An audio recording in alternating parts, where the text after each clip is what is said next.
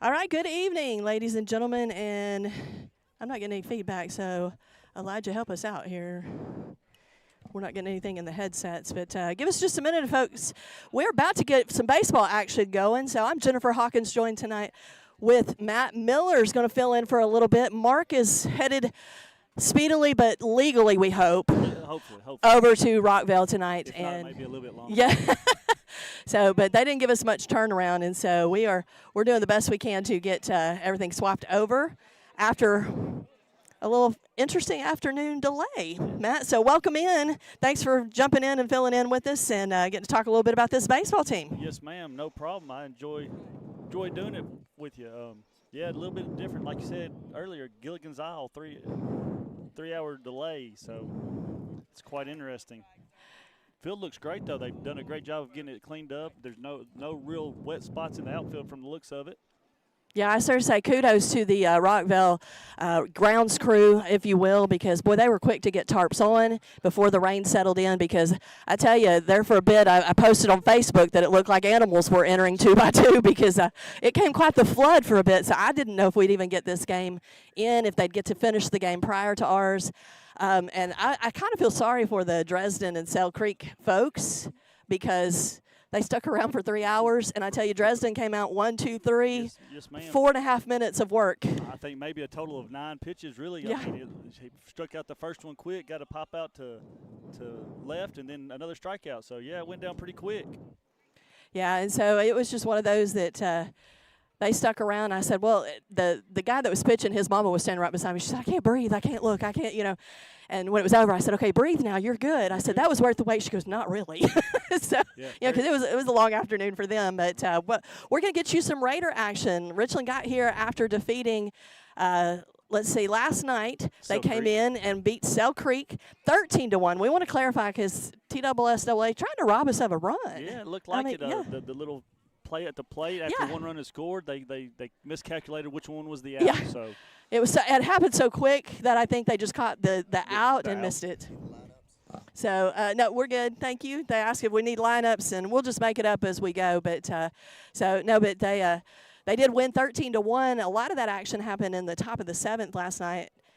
Going into that inning, we were up 4-1. Felt like we were in control of the game, but then just came out and put up 9 runs in the 7th to really just make that decisive factor. And if I remember correctly, I think we had six kids get on base before we even recorded an out. So I mean, we really came out swinging in that 7th inning. Tucker Mayo, I think, had 2 triples, one to lead it off, and one inning. In 1 inning, that's unreal.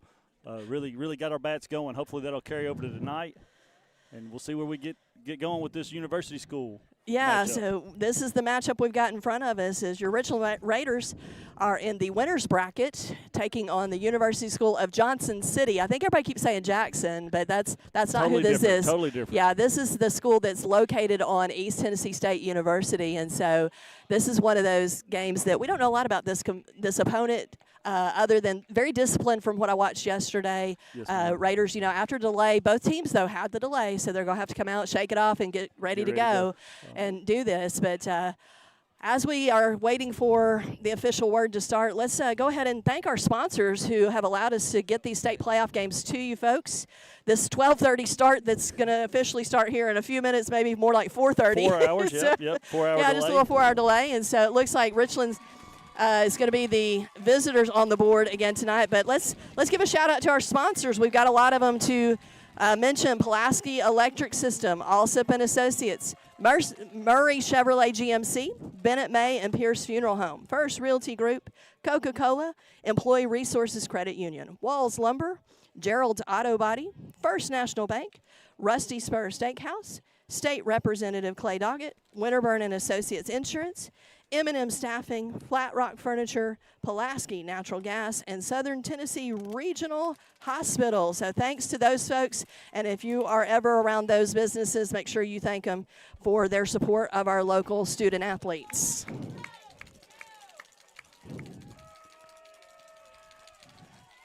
Looks like we're getting ready for a wild game. Our fans are here and loud. Gavin Schrader is going to lead off this game per usual. Yeah, it looks like they're going to go Gavin Schrader followed by Cam Drake on deck, and that's typically what we've used to you were used to seeing. So looks like University going to come out and take the field. I guess we call them University. I don't know. That's kind of it feels weird to call it high school. Yeah, but I mean, the Buccaneers is their mascot, so maybe we say that some. Yes, ma'am. And as I watch them run out, I feel like we're watching ETSU. I mean, the Navy uniforms with gold stripes. All right, so we're going to get underway. Getting settled for first pitch. And, you know, Gavin Schrader had a big game last night. I think he went 3 for 5, and so he's good in that leadoff position to kind of get things going and makes good contact for a freshman.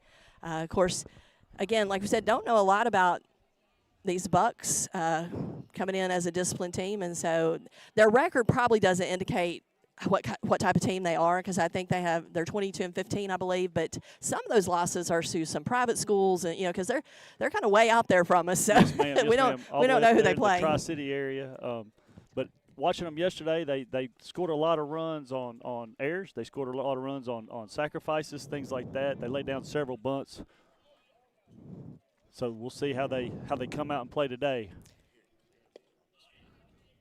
Well, and it's kind of funny because the reason I know they're a disciplined team, one, watching them play, but after the game, their coach walked over and said, "Gentlemen, I want this dugout pristine. Let's not leave a mess for Richland.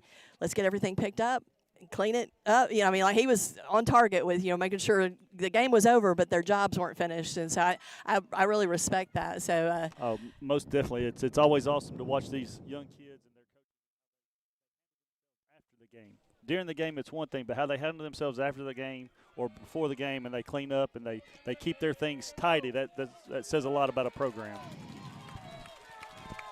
All right, so you hear the crowd noise. That's because, one, we're about to start, and two, people are excited to finally have some baseball going. See some baseball, and it's actually a beautiful day. It's a little warm, but a beautiful day after all that rain. All right, they're telling us Matt's a little bit low, so let's pull him up a little bit and see if we can. They never say that about Jennifer's. Jennifer's too loud, and you can comment on that. I've never been told I've been too I know. quiet. So every once in a while they'll tell me, they're like, "Jennifer's too quiet." I was like, I've never been told that. So Gavin Schrader starts off with a ball from number 12. Number 12 is Knox Poston. Says he's a senior on the roster that we have, so we'll see how he deals the rest of the day. One thing I did talk with Coach Matt Sakowitz about was they do get out early with strikes. They don't throw a lot of one first pitch balls, so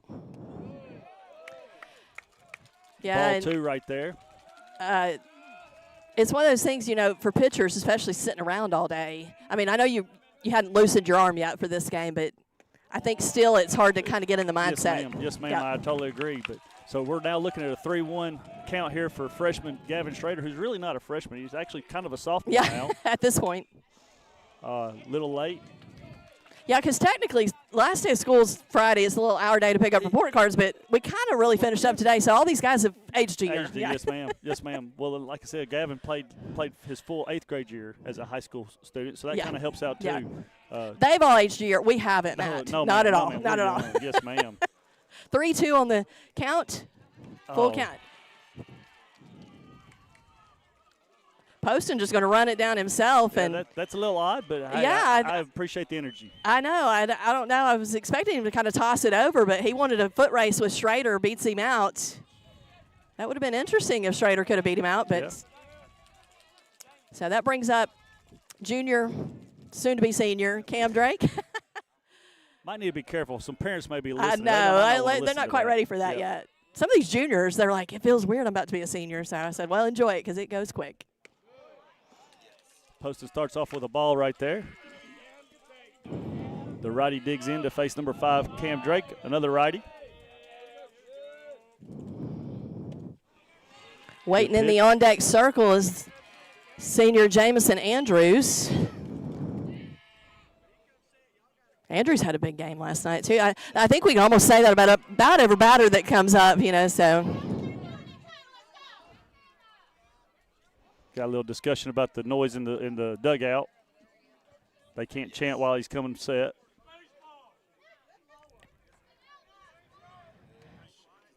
Quiet when so Coach Matt Sakowitz said we got to quiet.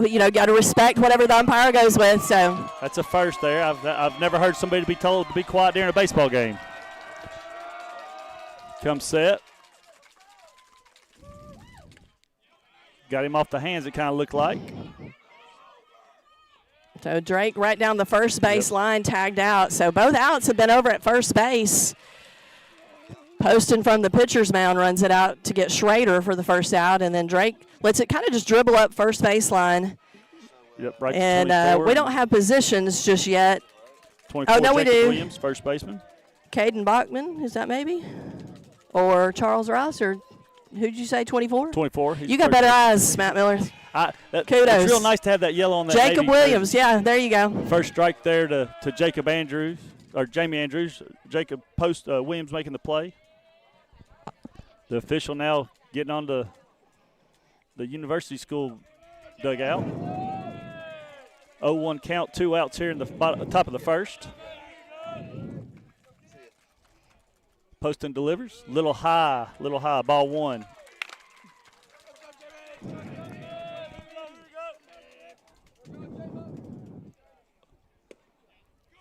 Strike two right there. So Andrews has been the recipient of some calls that you're like, last night he was getting those at the knees. So I guess he's giving really outside corners today. So, but you know what? I don't mind that as long as it stays consistent through the game. As long as it's the same both ways. We got a 2-2 pitch, 2 outs. Behind it. Gets him swinging, and so Raiders go down 1-2-3 in the top of the first. So we're going to hear a word from some of those wonderful sponsors. We'll be back for the bottom of the second. Your Richland Raider baseball team will take the field.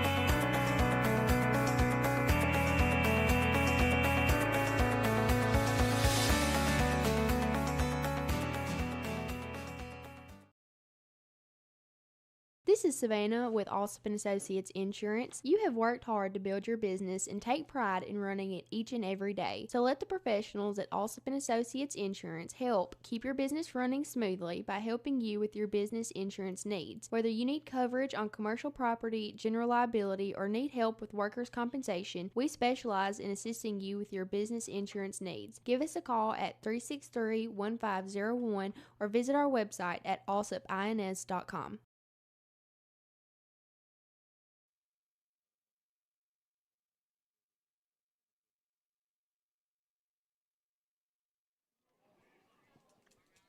All right, welcome back in, ladies and gentlemen. So Raiders started off top of the first.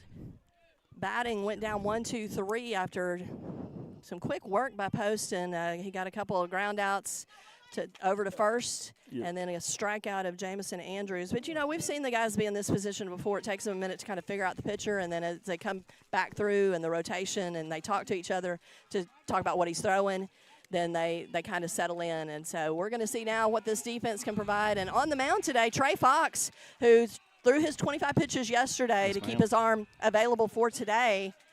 I bet he's kind of wondering if he ever was going to get to throw today, but he's going to get the start on the mound tonight. First pitch looked to be a little high, number 17. I don't have a number 17 on our roster, so I'm not sure who that might be.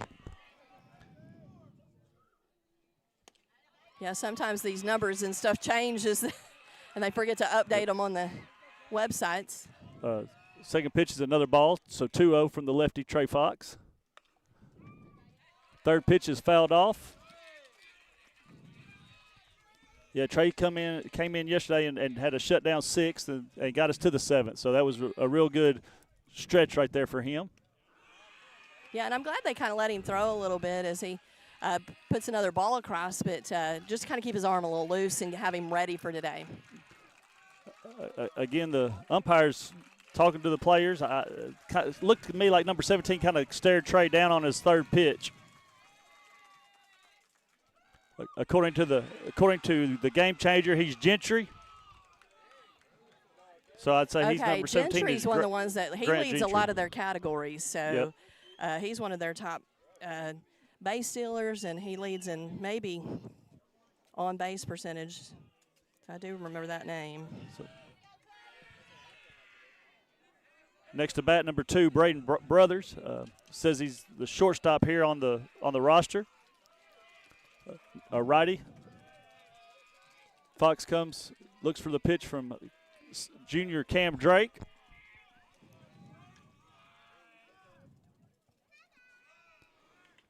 Brothers going to step out and call time. Wants to rethink this. They got to keep an eye on Gentry because, like I said, I'm pretty sure he's the one that leads in stolen bases. So he probably has some speed along the base path. I would agree with you on that. That arm wrapped up maybe for some steals. Sliding in the dirt. Right. Protects it. Trey over to first to try to keep him close, keep him honest. So as expected, they've done their homework too to know you got to keep him in tight. Yep. First pitch to Brothers is fouled off, straight back. 0-1 count, no outs here in the bottom of the first for the Buccaneers. Way back. It's such a deep field behind the catcher. You know, the backstop's forever back here. Yes, it is. There goes the runner. Strike 2. He goes into second standing up. Tell you what, he's very animated, Grant Gentry. He's been very vocal from his at-bat to first base and now at second base. Yeah, and as quick as Drake is with his up and delivery and spot on throw, not even close to getting not Gentry. even close. He's up. Some incredible speed. Oh, foul ball right to us. Jennifer, make the play. I got a scoop, you know, so I don't have my glove today. Oh, there you go. Man, Brothers down 0-2. I'll have to get the next one maybe. Brothers down 0-2 right here. Let's see if Trey can get something here.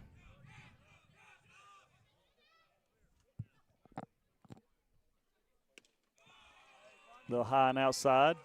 1-2 count. Yeah, Fox just trying to get him to chase one, I think, you know, because it's one of those that you can maybe trick the eye because he's got a lot of movement on his throw. It's probably one of the pitchers that has a lot of movement. Now the umpire's going over to the university school and going to maybe warn their bench. So he's not liking the extra noise. I've not really ever seen that. So. Like I said, I've never seen a baseball team be told to be quiet, but it's as I don't. The pitcher comes set, he's telling them they can't chant anymore. Supposed to kind of So it's just, I don't know. I mean, if that's his rules, I mean you got to abide by him. But at the same time, I'm like it's state playoffs. It's state playoffs, and they've waited all day. They've got a lot of pent up energy. Let them. Teenage boys, go for it, right? Get a little bit of energy out. 1-2 count here in the bottom of the first. No outs. Fox tries to pick Gentry off of second base. Yeah, that was close. Jackson covers from short, and they almost caught Gentry. Kind of leaning. Oh, yeah, yes, he was leaning toward third. He's going to third here. Outside pitch. Oh, close play. I'm not sure. Called him safe. Say he was safe. So now Gentry stretched a first at bat walk into a triple. Now standing on third with 2 steals. And well, that's what I was saying. That's some of the stuff I was reading. Is he's just quick to get around the bases on stolen bases. He's inching his way down the third baseline as well. So he may be potential to try to steal home here, Jennifer. Yeah, and this is where that deep backstop could hurt you. So ground ball to shortstop Jack Jackson for the first out. Grant Gentry will score on the ground out. Yeah, so sack ground out for I already forgot who was just up. Brothers. Brothers. Yeah, yep. He fouled a few off, and it was a designed play, you know, on contact. Yes, ma'am. Gentry was running. First pitch to number 3. Anthony Margata is a ball from Trey Fox. in the scouting report that I talked with Coach Sack, he did say they do manufacture their own runs. They don't get a lot of hits. They run the bases well. They're very disciplined, as you've been saying, and they just manufacture runs. Second pitch is a strike here from Trey Fox on 1-1 count.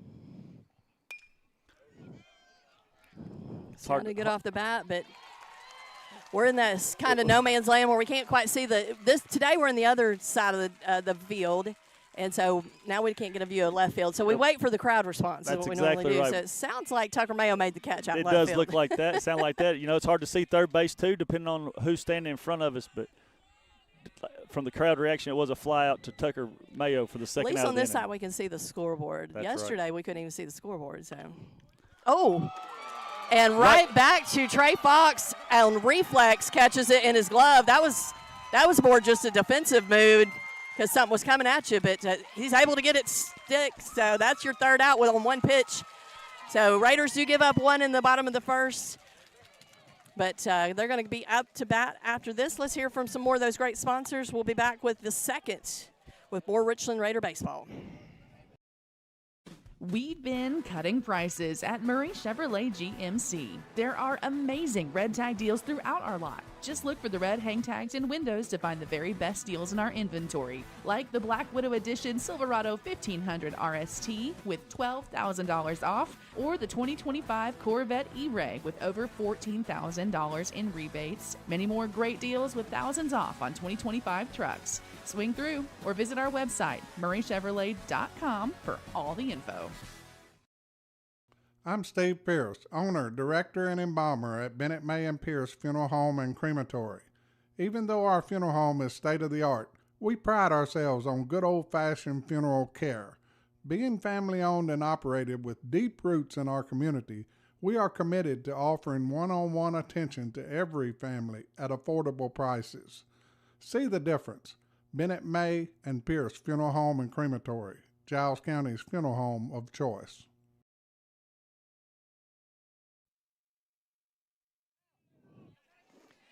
All right, welcome back. We're going to get started with the top of the second. Tucker Mayo going to try to get things started off for the Richland Raiders. They are down one run off some impressive base stealing by Grant Gentry over on the Buccaneers side. But Jennifer, he really stretched that walk into a triple. Right, I mean, you steal two bases in high school, that's a huge deal. Well, and that sacrifice play, to Jackson threw him out, threw the brothers out at first. But you don't have those stolen bases. He doesn't get in. Yeah, he's not in. It's possibly a double play. Yeah. First pitch from Poston to Tucker Mayo is a ball.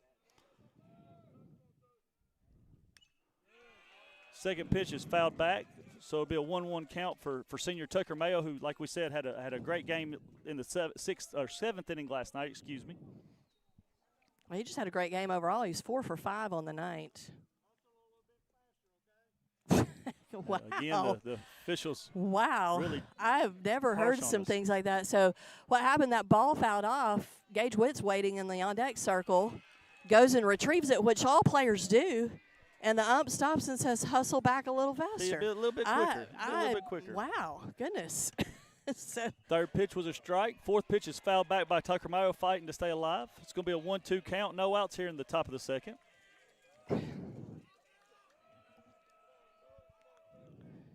Poston comes set. Delivers. Ground ball to second base. Number 4, Christopher Hare, is able to make the play for out 1. So Mayo tries to get down the line, but throw just beats him out.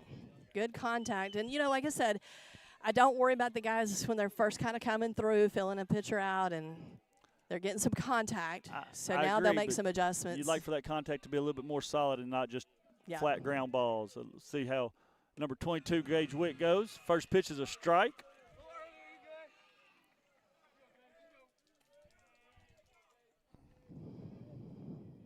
Poston comes set. Second pitch. A little low for ball 1. Got a 1-1 count. And we just lost the scoreboard. But I think we're good. Okay, I checked to make sure we didn't lose power over here. It's back.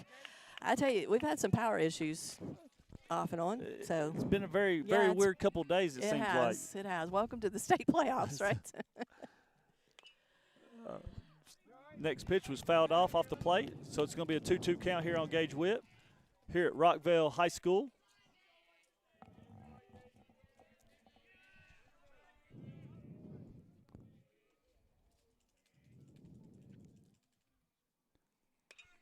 Poston comes set. It's a hard shot down the third base line. It seems to got through to the outfield. And so Raiders record their first hit of the game as Witt just fires it right down, because that's not going to be scored an error because it's not routine. Just the power off the bat. Yes, just strike. That would have had to been been an incredible play by a third baseman, because even if he fields that cleanly, I'm not sure he could throw Witt out at first. I totally agree, Jennifer. So next up we got junior Jack Jackson, runner on first. One out here in the top of the second. Let's see if the Raiders can do something here. First pitch to Jackson. Jackson's a little high and outside, so it's going to be ball one. Again, Poston deals pretty quickly. He's already on the mound, ready to go, getting his pitch from the catcher. Second pitch. Breaking ball still a little high for ball two.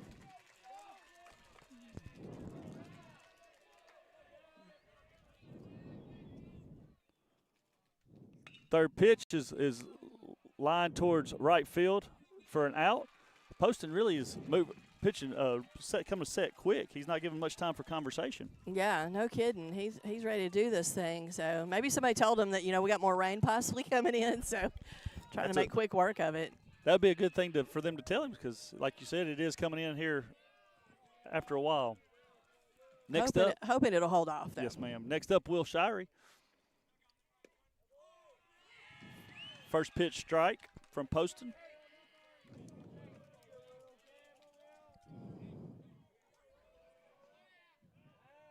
Witt's still over on first. It'd be great to play maybe a little small ball, just kind of, you don't got to have everything at once, but just try to chip get away. Witt around and get him across the plate. Yes. Ground ball again to second base. Picked up and fired to first to get the third out. Had a little bit of a spark there with Gage Witt, but went down in the inning to no runs. So Raiders strand one at the top of the second, so we'll be back for more action on the other side of this break.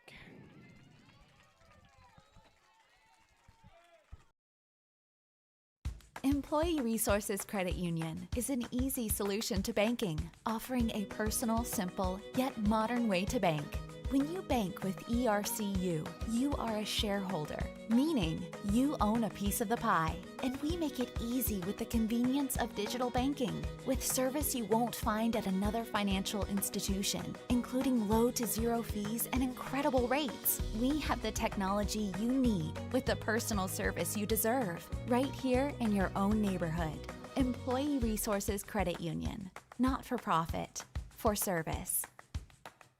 Walls Lumber and Hardware would like to wish the Richland Raiders the best of luck in the 2026 TSSAA State Baseball Tournament. Walls Lumber and Hardware is a family-owned building supply company located in Campbellsville. Since 1988, they've been supplying contractors and the public with the materials and equipment they need for their building projects, both large and small. Got a project? Come see them. Walls Lumber and Hardware. Open 7 a.m. to 5 p.m. Monday through Friday, 7 to 3 on Saturday at 10416 Campbellsville Road in Pulaski. Call 363-2550.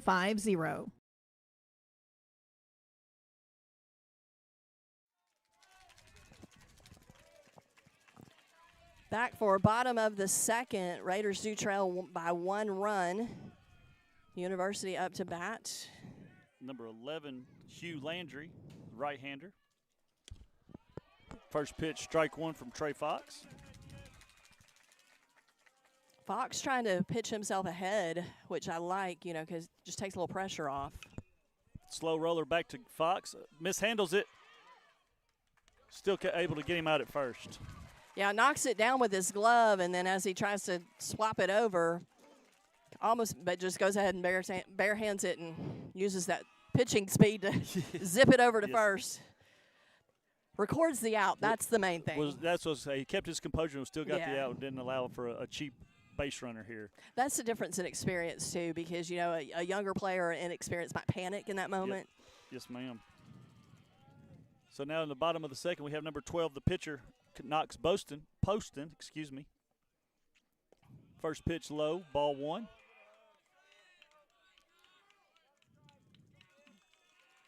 Really need to get out of this inning pretty quick, get the bats going again.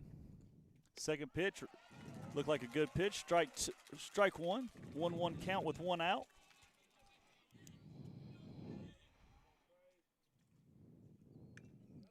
Little late on the pitch. This is for a foul ball. 1-2 count with 1 out here in the bottom of the second. Poston steps in. Trey Fox looking into Cam Drake for the sign. Now ready. Little late. Hit to first base. Foot race. Gavin Schrader able to get him out at first. Little track and field moment, and Schrader wins it. Yeah. Finally got a foot race that we could win there, I guess. There you go. So, yeah, just fields it cleanly. And, you know, sometimes that's not as easy a play as Schrader just made it look, because you're leaning one direction. You got to change your footwork and get over to that first base. Yes. Not lose the ball. I mean, there's a lot of little things that can go wrong, but Raiders are able to record their second out. Trey Fox comes set. First pitch to number 4, the second baseman, Christopher Hare, for a ball.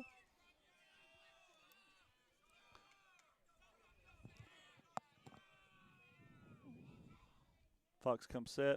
Second pitch. Line to Will Smith. Will Shirey knocks it down. Not able to make the play, though, but great stop, keeping it inside the infield. Yeah, he really just dives for it and gets a glove, just like you said, to knock it down and keeps it out of left field, because that could have been an extra base turn. But great defensive play, even though he didn't get the out. I mean, he does hold the runner to first. Williams got down the line pretty quickly, too. He could have, if that got through, he may have been able to stretch that into a double. Yeah. So bottom of the second, we got a runner at first, 2 outs. Trey Fox to deliver to Jacob Williams.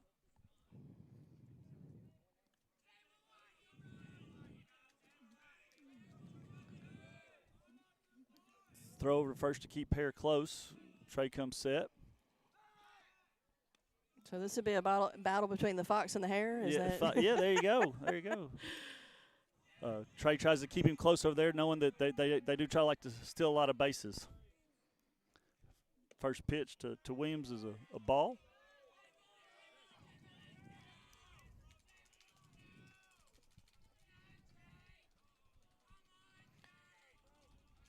That sun went down a little bit, because I tell you, it was getting pretty scorching here, Matt. As we first opened up the game, it was so humid, too, after that rain. And yes, ma'am. Nice little cool breeze starting to try to kick in.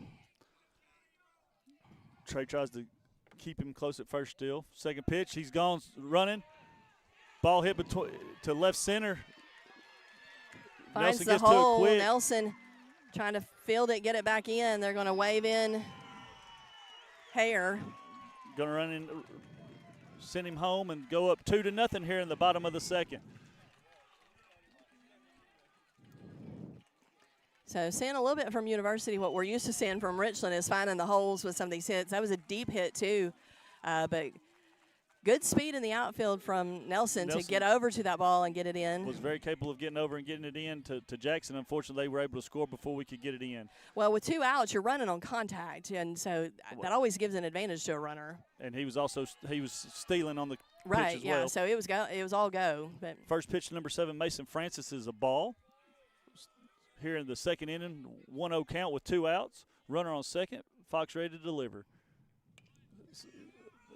Bunting with 2 outs is unique, and he's able to get there. He's able to beat it out. A little low throw from Shirey gets us to the top of the order, back to the guy who started this whole thing off with Grant Gentry. Yeah, so runners on the corners for the Buccaneers.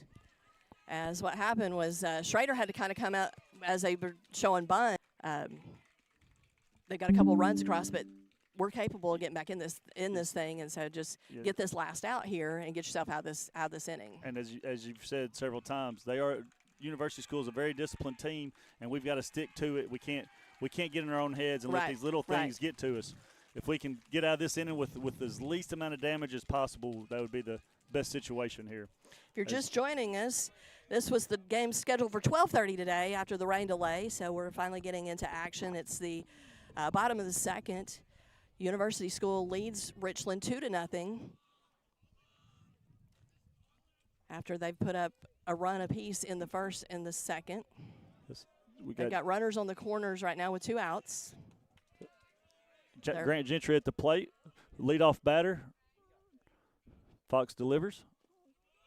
Ball 1. If you notice, after every pitch, Gentry just seems to stare down Fox. I'm not sure if that's just something he does with everybody or if it's just an intimidation factor. I'm going to guess he probably does that with everybody. I think he's just a true competitor. I think he's probably a great kid, but he's just got that competitive streak. A line drive right back up the middle. Nelson tries to make a quick play at second. Unfortunately, wasn't able to get it. And they put another run across to make it 3-0 in the bottom of the second. So Gentry, just lops it right over second base. Kind of no man's land because it's too deep for your second baseman. It's too shallow for your center fielder. Yep. So it's always a nice little single hit. Yep, and Nelson used his speed to get to it quickly and attempt to get an out at second. So unfortunately, we weren't able to get that third out. So here we go with the next batter, number 2, Braden Brothers. First pitch is a strike in for Trey Fox. A little off speed there. Back set, gets his pitch from Drake. In the dirt, blocked it up, though, to not allow the runner to advance for a 1-1 count.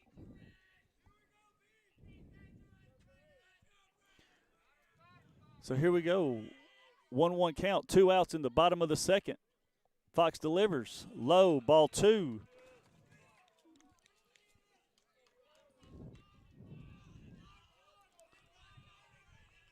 Really need to tighten up right here and delivery. Fouled off down the right field line, going to be out of play. Evens the count at 2-2, 2 outs. Runners at first and second. Yeah, Worsham headed for it for a minute, and it just kept tailing away. And he's like, somebody else can, because it went to the fence there. And this is a big field. Your foul territory is large. Large, very large. Yes, ma'am. Probably the biggest field we've played on all year. Another one fouled down the right side to stay alive. Brothers in an even count, 2-2, 2 outs. Runners at first and second.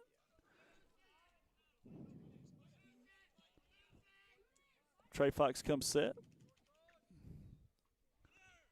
Delivers high, trying to steal third, and unfortunately the throw's just a little bit offline, and they've moved both runners up to second and third. Again, they're trying to steal some runs here. Yeah, they go for a lot of stolen bases. Well, they keep movement on the base path, create opportunities. That's what you talked about a minute ago. That's what we heard on the scattering report. They're not going to hit bombs, but they're definitely going to move the kids around on stolen bases and hits like that, just line drives. Putting a guy on first, second guy's trying to come around. He's going to score as well. Going to grab 2 more runs here in the bottom of the second. That will put them up 5-0. Yeah, that hit goes right down or right over into right field. And again, those 2 stolen bases pay off dividends because now you can score from second. They just had them, yeah. So and again, they're doing this on a 2-out rally. So when you hear contact, you're moving. Yes, ma'am. And it's just out of the reach of Gavin Strader at first base, who had to try to keep close on the baseline, the foul line, because he had already fouled 2 off. So next up, number 3, Anthony Margada, facing Trey Fox. 2 outs. Margada steps out for time. It's a 5-0 ball game here in the bottom of the second. 2 outs, runner on first. Fox gets his call from Cam Drake. Comes set. First pitch, again, breaking ball into the dirt. Blocked very well by Drake. 1-0 count.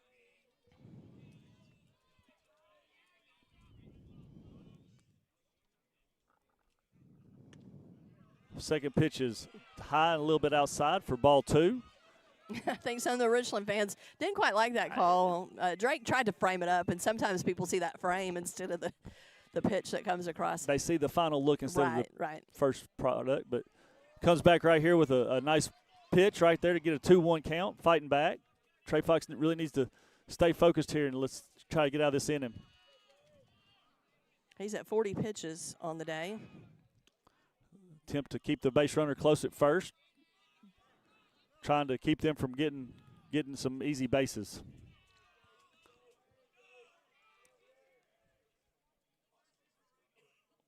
Next pitch, a little high over the top of the batter's head.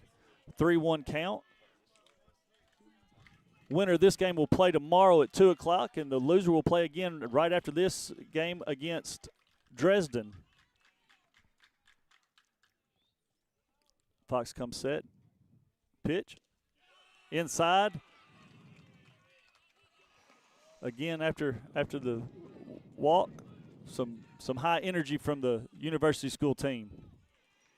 Well, a walk's as good as a single, Matt. I mean, honestly, it puts somebody on base, and we've seen Once they you like get on their base, base they like to runners. run. Yeah, Yes, they ma'am. do. So I understand the excitement. So I know some folks don't like it, but it's no different than getting a hit. Yes, ma'am. It's part of the gamesmanship, totally. First pitch to number 14, Cole Stevenson's low. Ball 1, 1-0 count here in the bottom of the second with 2 outs and 2 on.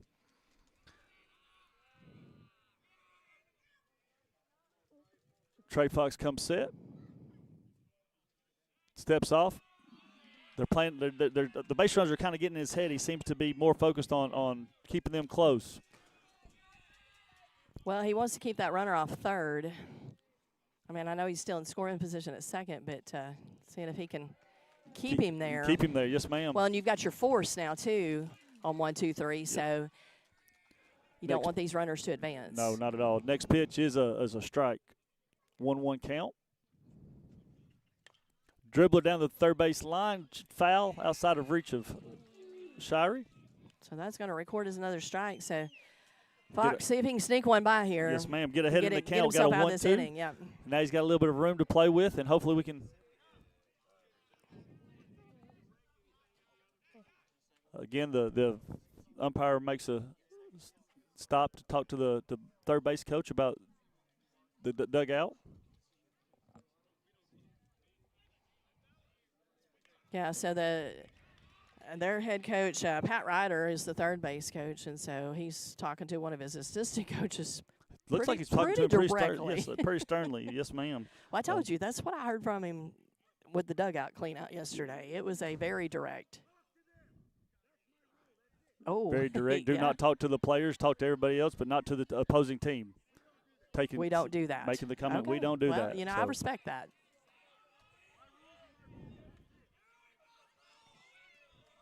So, but that started with a visit from the umpire, and you could tell, though, the coach was shaking his head in agreement. So. Yes, sir. Yes, ma'am. Interesting.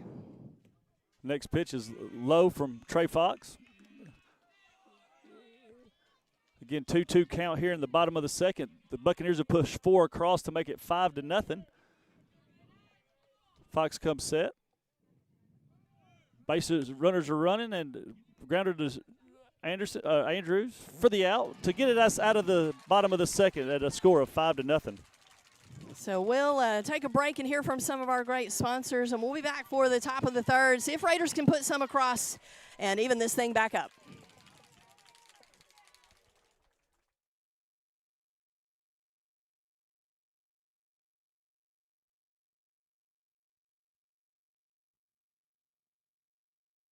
Walls Lumber and Hardware. We meet by accident, a play on words. But when you need us, we're there. Gerald's Auto Body and Gerald's Auto Repair is a trusted friend when you need auto repairs or auto body work. We specialize in making you feel at ease in a time that can be uncertain at best. We take the worry away and give you our very best. Gerald's Auto Body and Gerald's Auto Repair, a trusted friend when you need us. Call 363-0539 or drop by 716 North 1st Street, Pulaski. First National Bank is an independent community bank. Being independent allows us to be innovative, to adapt and respond quickly and efficiently to your financial needs. We know the needs of this area. Our interest and our loyalty are to the people who live and work here. They are more than names and faces. They're our friends and our neighbors. Together, we're making communities great. Member FDIC.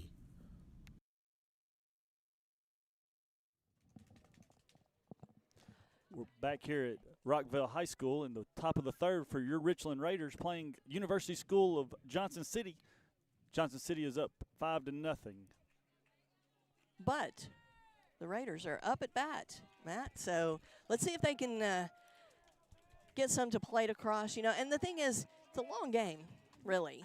And so a 5-run lead is nothing for the Raiders. We've seen them have innings where they can score several, they can score a few. So I think get 2 or 3 back here in this inning, get yourself back in it, get some momentum going, and see if you can make a difference in this ball game. Jennifer, you're exactly right. If we can just push a few across and kind of even this back out, got the bottom of the lineup who's been pretty productive in the past few games.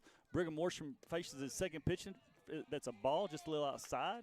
It's going to be a 1-1 count. Emerson Nelson on deck. Poston delivers his third pitch to Worsham. A little off speed into the dirt. Ball 2.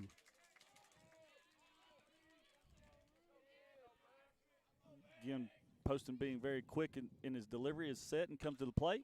Worsham drives it to right field, and it's right where the right fielder's standing. Yeah, good contact, gives it a ride, but falls into the glove of the right fielder. And so Worsham, though, I like that we're still making the contact. Now we just got to figure out the timing a little bit better, so coming in maybe a tad late on that one, and so get on around it just a bit more and find that open hole. But still able to match the contact and getting a hold of Poston's throws. And really hit it sharp, just like I said, yeah. right at the right fielder. First pitch to freshman Emerson Nelson is a ball. 1-0 count and 1 out. Next pitch is I felt was still high, but it is called for a strike. Right at the letters. Emerson stands in 1-1 count. Next pitch is a strike. Emerson Nelson swinging. Poston again quick to be set. Pitch is off speed and has Nelson off balance for a swinging strike 3. Yeah, he goes and chases that off speed, and he knew as soon as he swung that it wasn't going to be where he thought. But at least he wasn't looking. I think coaches get more irritated with a strikeout looking than a strikeout swinging. At least you're putting in the effort, and so that brings us back to the top of the order, Gavin Schrader. First pitch strike. Jennifer, that brings, you mentioned going down looking, that brings back nightmares of having to run with a bat over my head to the center field fence and back to home plate in my Babe Ruth days. So you know exactly what I'm talking about. Yes, ma'am. Hard shot back to second base, and he bobbles it. Gavin Schrader's able to beat it out to first base. Goes probably down as an error, but it is at least a base runner. Bringing up Can Drake. However they get there, you want some runners on and see what you can do with them. And so Schrader, let's see if we can kind of get him around and get a little 2-out rally of our own going. Yes, ma'am. Usually in this situation, if there weren't 2 outs, Cam Drake would probably be a prime candidate to sacrifice Gavin over. But with it being 2 outs, I think we got to let him swing away. Yeah, no kidding. Try to get some hard shots here. Try to find some gaps here in the top of the third. So we're here at Rockville. 5-0 is the lead for University School. Cam Drake up to bat with 2 outs. Runner on first. First pitch is high. Ball 1. The Richland players have really got to get into this game, get their energy up, I believe. Next pitch is popped up between first and second. Second baseman moves over to make the catch for the 3rd out.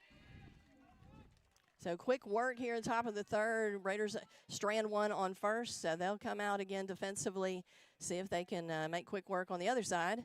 Trey Fox going to hit the mound. So we'll hit for some of our sponsors, and we'll get you back to the bottom of the third action on the other side of this break.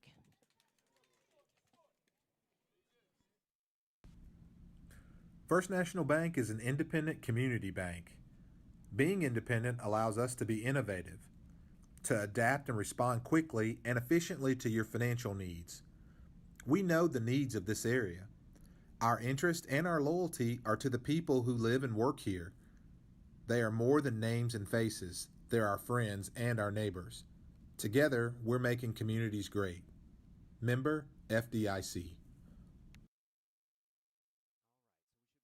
This is Clay Doggett, your state representative for District 70, and I'm proud to share what makes Giles County such a special place to call home. From our rich history and strong values to our thriving local businesses and hardworking families, Giles County is built on community pride. We're blessed with beautiful farmland, vibrant small towns, and neighbors who always lend a helping hand. Whether it's gathering for local events, supporting our schools, or growing opportunities for the next generation, Giles County continues to be a shining example of Tennessee's best.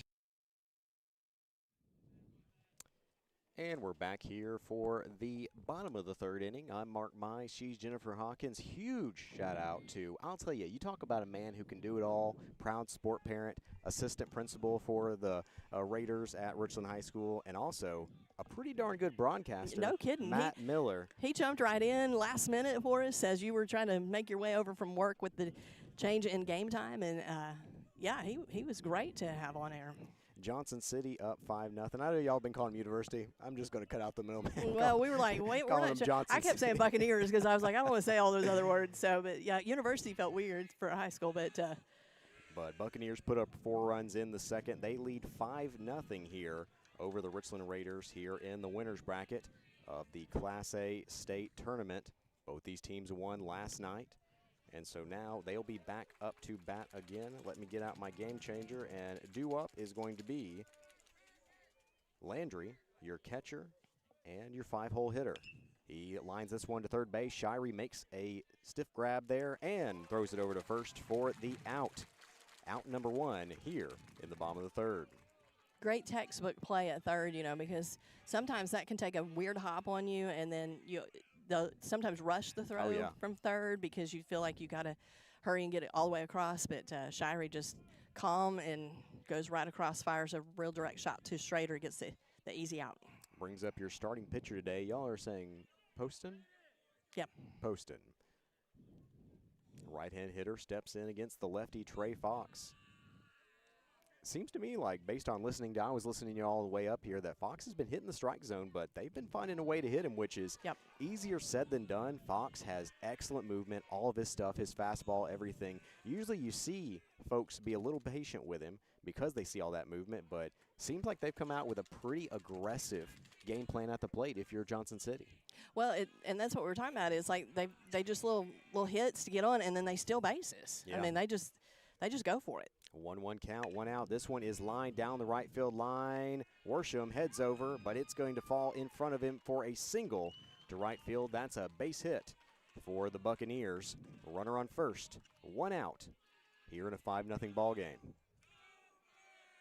The other note of the game, I don't know if you were listening, was the umpire has really warned both teams, and he. Did you hear the comment? Don't say it too loud. He might well, warn you, and then Jennifer. he even fussed at Gage Witt for not retrieving a ball that had gone to the backstop quick enough. I mean, like he said, hustle up faster next time, and I was like, wow. Like so. You're going to get all types here at the state tournament. So, yeah. As is, though. Sounds like as long as you're being even for both sides, really. Yeah, he has. They're going to attempt the bunt here. This one rolls foul. That is your second baseman, Hare. Due up now with a runner on first, 1 out for the Buccaneers. So an 0-1 count now after that foul ball. Slowly rolls to the left side. Cam Drake picks it up to ensure that it's foul. They do have Poston, the pitcher, on first base. Raiders won 13-1. Remember, a lot of their scoring came in the final innings last night. They had 1 run in the 6th before scoring 9 runs in the 7th. Hoping for some more late inning magic here for the Raiders versus the Buccaneers. Nice pickoff move there, but back safely is Poston. That's one thing I love, a left-handed pitcher for pickoff moves, and Trey Fox has a pretty nice one. Yeah, when they're having to kind of go to it more than usual because, like we said, they attempt so many stolen bases, the Buccaneers do, and they've had a lot of success with it tonight. That's where some of their runs have come from, is because they're getting runners to second and third off of just a little single or a walk, and they're stretching that out. This dribbled foul down the third base line. That'll make it 0-2. Of note, most high school teams at the Class A level have their pitchers courtesy run, but Poston's actually staying in there. Looks like he's got some speed. This one outside for a ball, 1-2. Also, just can't thank the whole team enough, in terms of Elijah Watkins coming out to produce for us, Matt Miller being willing to sub in. We had added him as an alternate, and I said, I bet you he gets to broadcast a little before this tournament's over with that rain. And we knew he'd be around, and so, yeah. Cody Derryberry came up today, didn't get a chance to broadcast, but was still willing to come up, be available, as I had a project at work there. But the moment that Landon called me, 2-2 count here, 1 out. This one lined down the left field side there, just foul, as they'll set back up here for 2-2. But Landon, your son called me, our photographer today, in the shout out Landon, by the way. Yeah. While I was actually in one of the manager's offices, and I said, I am leaving this moment. And didn't quite get here by game time, but still a great one here. 5-0 though in the bottom of the 3rd inning. Buccaneers lead 2-2. This is lined through the infield for a single on the left side. Puts runners on 1st and 2nd with 1 down here in the 3rd. Yeah, finds the hole between 3rd and short, sends it out to left. 1 out. Nice little double play here would be great to get the Raiders out of this inning. Raiders have been really strong defensively as of late. Early in the season as the basketball guys were kind of, getting into their groove, you saw 2 or 3 errors some games, and I was thinking, this is an elite defensive team. You just look at who they have at every position, they're going to be great. And, by the end of the year, they really put it all together defensively. As Fox spins here after he steps off, but doesn't make the throw to 2nd. Just pushing Poston back to 2nd there. Letting him know that he's thinking about him. At the plate, it's Williams, your first baseman. First pitch is fouled back and out of play. 0-1 count, runners on 1st and 2nd. With 1 out here in the bottom of the 3rd, Buccaneers lead 5-0 over the Raiders. This Buccaneer team has a lot of state experience. I looked up stuff, and they have been here the last 8 of the 9 years, and the 9th year was COVID year that they didn't have stuff. So it's kind of interesting that, they have a lot of experience in the state playoffs. Ball in the dirt there, 1-1. And that's one thing I will say is I'm usually pretty familiar with the West Tennessee teams. I really don't know that much about East Tennessee, and so this is a team I had never seen before. You see a lot of those, North Green and some of those. As this one going to have a chance here for Worsham, and he settles under it for the out. They're throwing it to 3rd quickly to make sure that there's not a chance for a tag up. Good quick play there by Worsham to catch it. Fire to 3rd. And runners stay put 1st and 2nd, 2 down now here in the bottom of the 3rd inning. What a throw, because he's out in right field and makes the throw all the way across to 3rd base. Standing on the line. Yeah, and that's a deep, deep throw. Comes up and does it quickly to keep the runners in place. 2 hits on the day so far for the Raiders, 7 hits for University here as they lead 5-0. Raiders trying to get out of another jam here. That one called for a strike.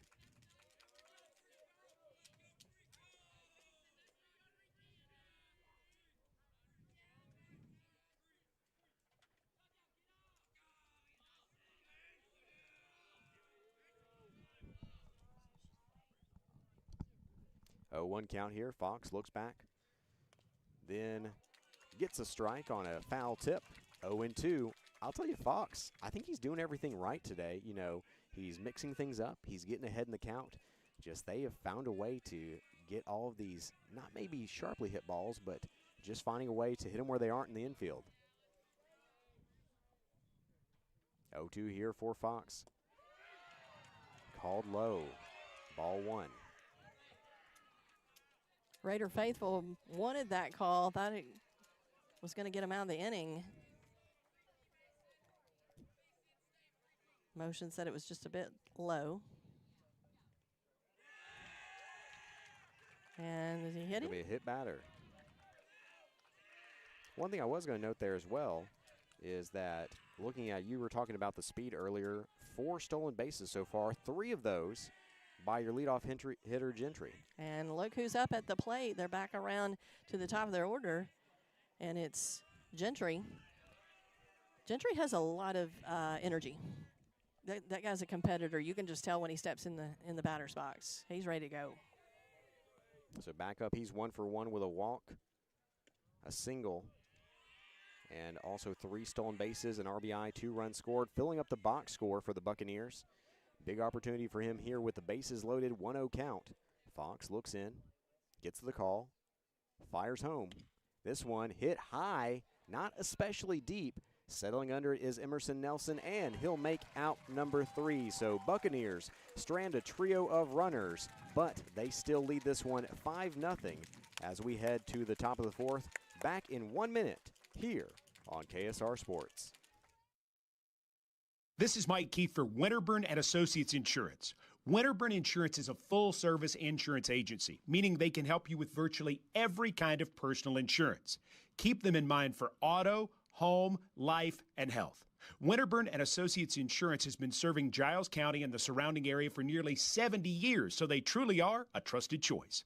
Get a quote online at winterburninsurance.com or call 363-8638. Winterburn and Associates Insurance, proud members of the Insurers of Tennessee.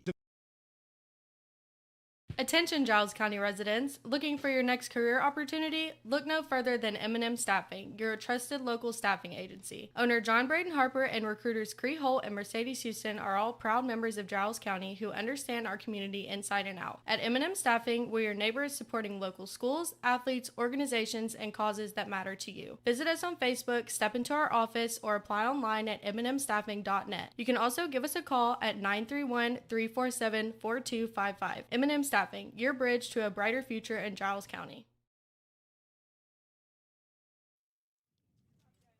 And we're back here for the top of the 4th inning. Buccaneers lead this 5-0 over your Richland Raiders. But due up, it's the heart of the order. Tucker Mayo, Gage Witt, and Jameson Andrews, Tucker Mayo, and Gage Witt due up for Richland this inning. So if anyone was going to get a rally started, I think it's these guys. Yeah, I just need somebody to kind of be the little spark for this team. Who's it going to be? Who's going to be the one that says, let's shift this momentum back in our favor? And we mentioned a while ago, you don't have to get them all at once. Right. I mean, you've got a few innings to do some work. They put a 0 on the board for the Buccaneers this last inning, and so that's something in your favor. Now, take that 0 off the board for yourself. In still at pitcher is Poston. Big swing and a miss on strike 1. He's pitched 3 innings so far, given up 2 hits and struck out 2 in 3 scoreless innings. 0-1 count here. He works quickly to Andrews. That one called for a ball. You know, it was funny. We were talking yesterday about the fact that, they were saying, oh, well, they take Witt out at 73 pitches so that he'll be potentially eligible to pitch in the championship game on Friday due to the TSSAA pitch count rules. I'll go ahead and call this 2-1 pitch. They're going to say that one missed as well. 3-1. But almost everyone else did that as well. Greenfield did, Cofield did, so honestly, not as big of an advantage as you'd think there. This one's lined into center field. One hops the center fielder, and that's a base hit for Jameson Andrews. That's all it takes, a little bit at a time, kind of chip away. So you've got a runner on first. Can Mayo drive up one of those, or dial up one of those triples he had yesterday? It is funny, though, that, you're thinking, you're like, game management here. This one's fouled back. We're going to have our guy ready. They won't. But everybody's thinking the same thing as you in this kind of tournament. With the exception of Eagleville, Gleason, who, we saw in the region championship, as this one's going to be a stolen base attempt. Andrews slides in safely at second as he swipes second base. Richland trails 5-0, but now have a runner in scoring position here in the 4th. Gleason throws, I think, around 90. He's a little wild, though. They had him go a complete game yesterday for the victory versus Gordonsville, and so if they do play the championship on Friday, he's done for the tournament unless it got pushed back. Well, and somebody mentioned to me, and I got to look into this, that Gordonsville didn't throw their ace yesterday. Interesting. So, but I don't know if that's true or not. I gotta dig into it. So I don't think that's the right call. Well, now, granted, Eagleville has three but we don't know guys. why. Did he have some tightness or something? He wasn't feeling up to throwing, and so it's hard to say. But and I don't know if that's accurate or not. But that's what I heard from a couple of fans. So I got to dig into that. I should have done that this afternoon. Had a little extra time. You did. This one high, 2-1 count to Tucker Mayo. Richland may have something going here in the top of the 4th. Down 5-0, but they have a runner on second, Jameson Andrews, with no outs. Mayo, a hitter's count here at the plate. Poston looks in. Fires home. This one called in there for a strike, 2-2. Of note, Poston not shaking off his catcher as much as you saw Raby do yesterday for Sale Creek. I think they're a little bit more in sync than you saw yesterday for the Sale Creek Panthers. They narrowly fell earlier to Dresden, and so in the losers bracket final on this side of the bracket, that one called for strike 3 looking. Out number 1 for Mayo. Gage Witt comes to the plate, but losers bracket final, Dresden awaiting the loser of this game between Johnson City and Richland. Winner there would head back to the winner's bracket and need 2 wins to move on to the championship game, whereas the winner today would need only 1. They look back, fakes a throw to second, but there's no one within 12 feet of the bag there. So yeah, Poston had to hang on to it because nobody to take that throw. You can fake all you want, but I don't think Andrews was going to fall for it. Huge day at the plate yesterday for Gage Witt. He went 4 for 5, had 2 doubles. Has the chance to do something big here for the Raiders. Base hit would probably score their first run of the day. 1-0 count. Fires home. This one grounded to the shortstop. It's going to be a tough play there. Witt's running it out. And safe. So Gage Witt comes up with an infield single to put runners on the corners with 1 out here in the 4th. Well, advances the runner, so Andrews tags up to third, and so Witt beats out the throw at first. Close, bang, bang play, but Witt did beat it out. It was tight. So you got runners on the corner for Jack Jackson. Will Shirey on deck. And now we're going to have a mound visit for Johnson City. Of note there, Andrews didn't really do anything special necessarily to distract them, but he's running right in front of that ball. They don't botch it or anything. It just takes them a little longer to get to it. I don't think they're able to charge it the way they want to because of him running to third there. So I think that the base running from Andrews potentially helps Witt get that infield single. Just enough distraction to, and he didn't do anything illegal. He didn't interfere, No. nothing like that. It just that's where that senior experience comes in, and he creates just enough in the base path. You'll see him at higher levels kind of even sometimes just dance in front of the ball as it's coming toward him. As long as it doesn't touch you and you don't touch the fielder and you're within the baseline, of course, you can do just about what you want there. Jack Jackson, though, big opportunity once again. Runners on the corners. Can the Raiders start this rally? We mentioned, of course, they only had 3 runs through 5 innings last night. They had stranded some runners, and this just absolutely exploded offensively with 10 runs over the final 2 innings. To win that one 13-1. Sale Creek is your first team on this side of the bracket to be eliminated, as they also lost 5-4 to Dresden earlier today. 1 out. This one in the dirt actually gets away. Gage Witt, he's going to try to take it, and he will. Good heads-up base running for the junior, and now we have 2 runners in scoring position. Yeah, and notice Jack Jackson was helping coach a little bit, telling Andrews to hold up. That ball was not going to head back as far as they'd hoped. But, yeah, runners threatening here. Jack Jackson at the plate. 1-0 count, 1 out. That one in there for a strike. Buccaneers lead 5-0, but Richland has something going here in the 4th.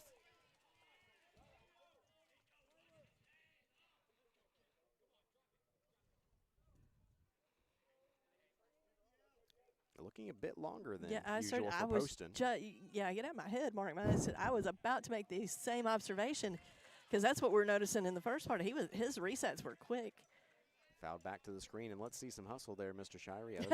It's already been a warning tonight. Does not draw the ire of the home plate umpire. I've never seen it, Mark. Just never. 1-2 count, 1 out. Jackson stands in. Here's the pitch. It's low. Deuces on the board, 2-2 count.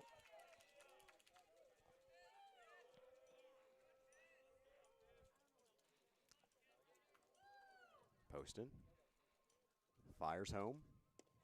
This one low as well, so now a full count. As good plate discipline by Jack Jackson. He'll be rewarded with the payoff pitch here.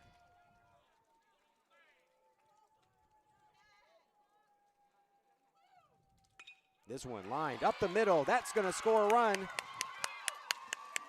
They're going to stop Witt at third. And I'll tell you, actually, I love the call to stop Witt at third for a big reason here. One, you go ahead and score a run on the RBI single from Jack Jackson, but now with a runner at third, Jackson might take second on fielder's indifference, and then you have two in scoring position once again. Richland gets a base hit and puts their first run on the board. So courtesy of Jack Jackson, right back up the middle over second base. And so, again, just one out, Will Shirey at the plate, and so Raiders have taken that goose egg off the board. 5-1, they still trail, but again, runners on the corners. This one high. Might have been a potential pitch out there in case they thought Jackson was running. You know, I don't know what you do in this situation. Do you throw down to second and say, hey, we'll trade an out for a run? Or is it still too early in the game and you're still playing, making the play at the plate? That's why I'm not coaching, Mark. I don't have to answer that question. It's fair. Here's the 1-0 pitch from Poston. Going to say that one missed as well, 2-0. So Poston, who looked so sharp in the first few innings, was really quick on his reset delivery, has kind of slowed down his pace. And for the first time today, that one misses too there, 3-0 count. But of note too, for the first time today, they're finally starting to drive up his pitch count a little bit. That one's going to be a 4-pitch walk. Bases are juiced for Brigham Worsham.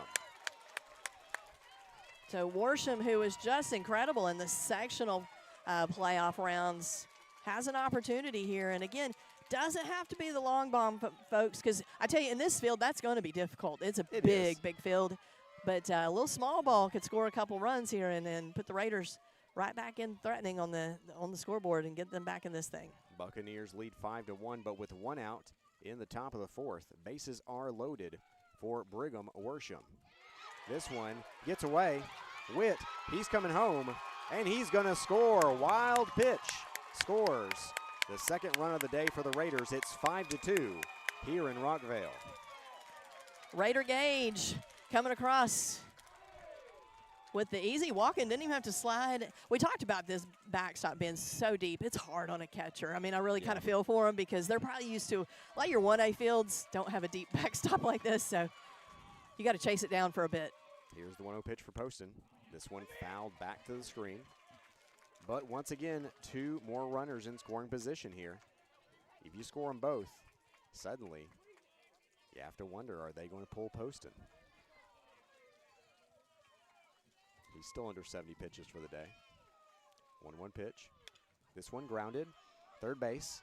Oh, they're going to try to get Jack Jackson here. Slides in. They're going to say they got him. Well, actually, no, they're not. Never mind. They're going to say he was safe because Richland's reacting like it was a safe call. Yeah, that was such a demonstrative move by the I know. by the I umpire. thought the way he did it, but no, he motioned safe. So that's going to be, as I say, this is where I'll help Elijah. That's not an infield single because it's a failed fielder's choice. And so that's actually not a base hit on that one. I don't know if you added it. Elijah's learning about baseball while he's running the board. Oh, dude, he got it right. Yeah, that's a tricky one. Yeah. Because if you attempt the fielder's choice and fail, it's still not a base hit. Emerson Nelson, there's a grounder. Oh, it's botched. That's going to score a run, and everyone's safe once again. So a little bloop to third. Caroms off the third baseman's glove, and Raiders played another. This is a 5-3 ball game, and finally some smiles coming across the faces of these Raider players. That will make it 5-3, one out. And bases are still loaded, and we're back to the top of the order. Gavin Schrader stands in. 1 for 2 on the day. Could really take the top off the place with this one. This one grounded foul. You like to have bases loaded for the simple fact, you know, you've got opportunity to score, but also you got forces everywhere, so you got to get a good base hit. Raiders doing some damage here in the fourth. 0-1 pitch. That one is called a ball, 1-1.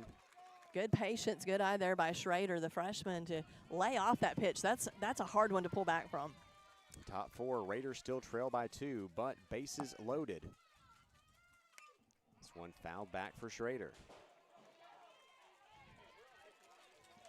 Cue the Plinko noises as it hits a few things behind us. It went into the football stadium seats bleachers are behind us, but it kind of back and forth. And you're right. That's a good analogy because that's exactly what happened. Like Big Price is Right fan.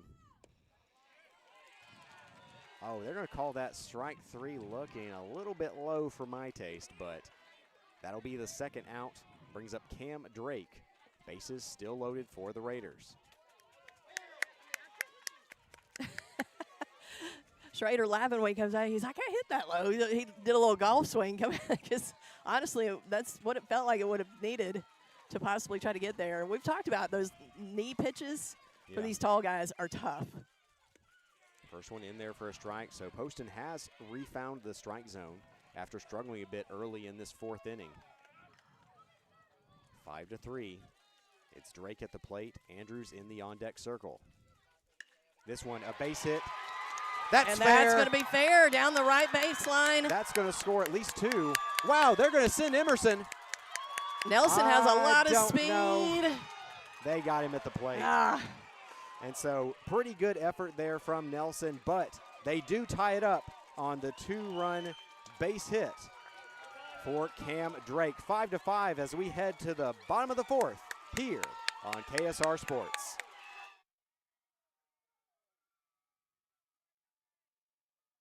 Natural gas safety tips brought to you by Pulaski Natural Gas. Call before you dig.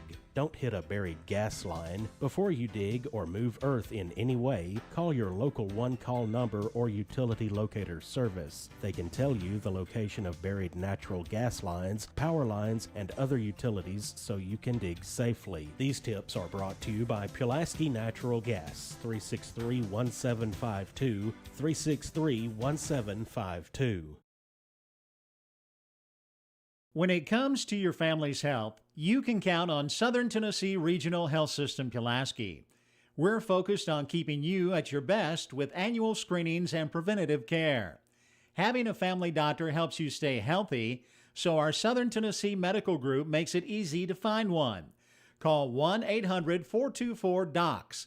That's 1-800-424-3627, or visit southerntmpulaski.com to find a primary care physician.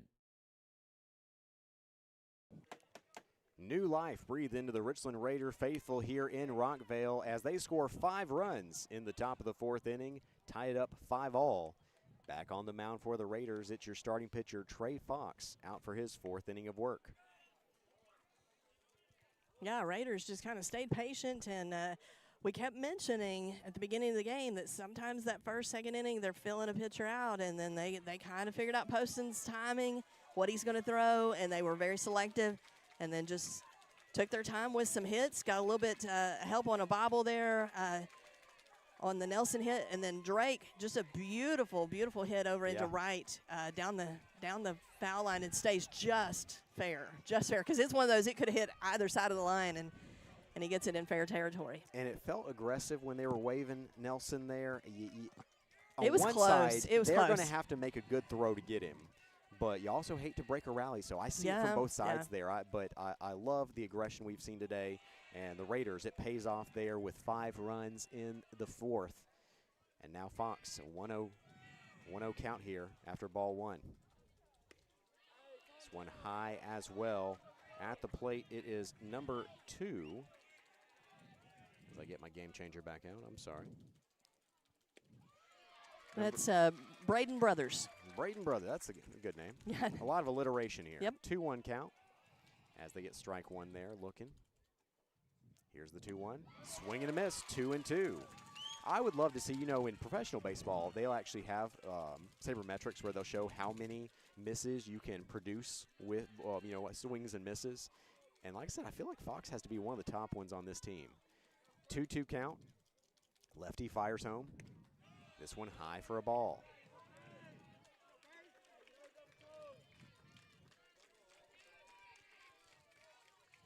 Three-two. Swing and a miss for strike 3. Fox guns him down there on the K. Fox settled back in. I tell you, when you tie it back up, he came out here with this inning with a different look. I mean, he kind of came off the last inning a little bit down because he was down 5-0, and then his teammates helped him out, plated some runs, and he's come out with some new energy in this inning. First one in there for a strike there. And the good thing for your starting pitchers here is you know that without a lot of rain, these guys aren't pitching again this tournament.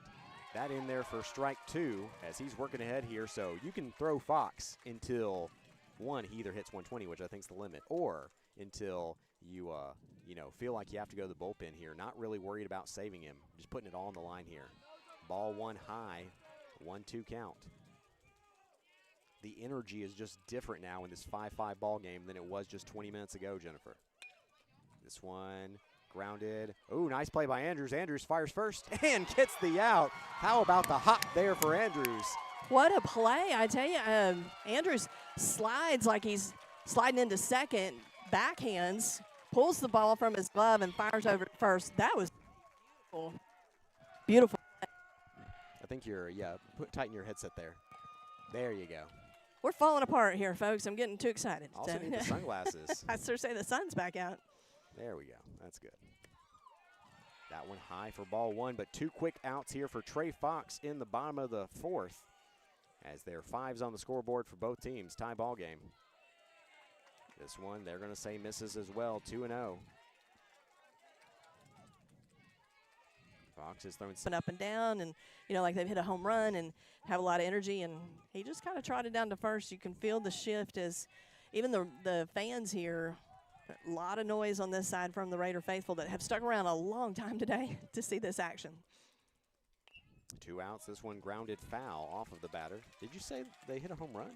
I said no, like they react like they've hit a home run. I was sitting there, I was like, game changer doesn't say that.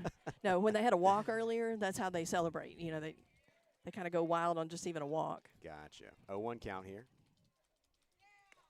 This one high, 1-1.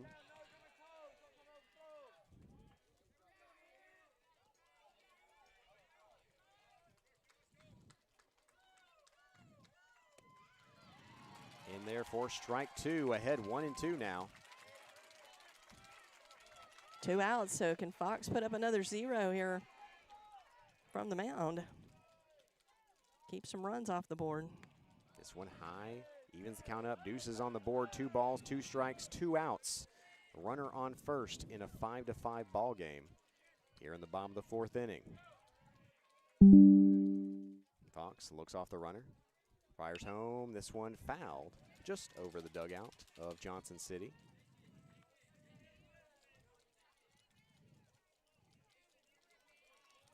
Hit it clear over Johnson City.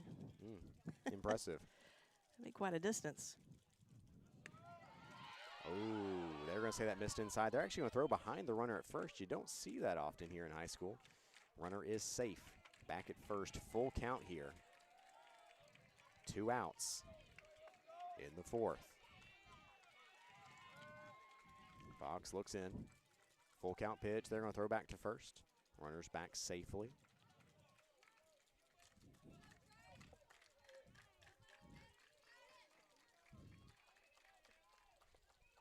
Three-two pitch. This one grounded. Shortstop, Andrews. Fires to first for out number 3. So Trey Fox and the Raider defense puts a 0 on the board in the 4th inning. It's 5-5 as the Raiders come to bat in the 5th. We'll be back after a 1-minute timeout here on KSR Sports. Big discounts on one-of-a-kind items, several special in-store discounts. It's what you'll find every day at Flat Rock Furniture, 3030 Minor Hill Highway, Pulaski. Sectionals and recliners have rock-bottom prices. Get your new dining room suite squared away right now with huge discounts and a great selection. It's all at Flat Rock Furniture, open Tuesday through Friday, 10 to 5, Saturday, 10 to 3. Hurry in and save big every day. Flat Rock Furniture, 3030 Minor Hill Highway, Pulaski, or call 931-363-1336, where you'll always get the best prices around. Natural gas safety tips brought to you by Pulaski Natural Gas. Call before you dig. Don't hit a buried gas line. Before you dig or move earth in any way, call your local one-call number or utility locator service. They can tell you the location of buried natural gas lines, power lines, and other utilities so you can dig safely. These tips are brought to you by Pulaski Natural Gas, 363-1752, 363-1752.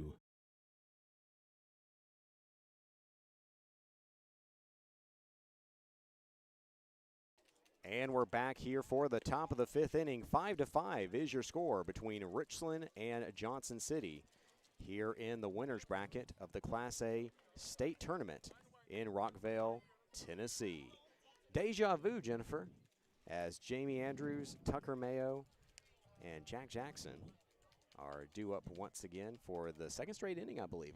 Weren't they the three due up last inning as well? Yeah, because Andrews got it started in the last inning. And Raiders sent 9 to the plate and scored 5 runs in the top of the 4th. Mark, let's just do it deja vu and repeat this thing. Run this thing I'd back. Go for it, yeah. No kidding. I'd like another 5 spot on the board for this inning. This is a new pitcher for it is indeed. Buccaneers. So we got you're going Mason Green. Poston will head over to third, so that means that Green is your new pitcher. I wonder, I don't have my full laptop over here today like I did yesterday. What year is he? He's a freshman. I started saying he looks young. Small. But could have a good arm. Oh, without a doubt. If If you're pitching in a state tournament as a freshman, you probably got some pretty live stuff. 0-1 count there as he works ahead against Andrews.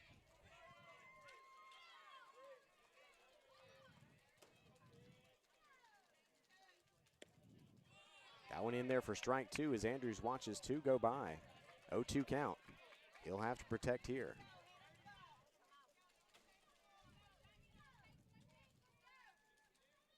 This one grounded to third baseman, charges it, fires to first. Oh, and that's going to be an error as just outside of the outreached arm.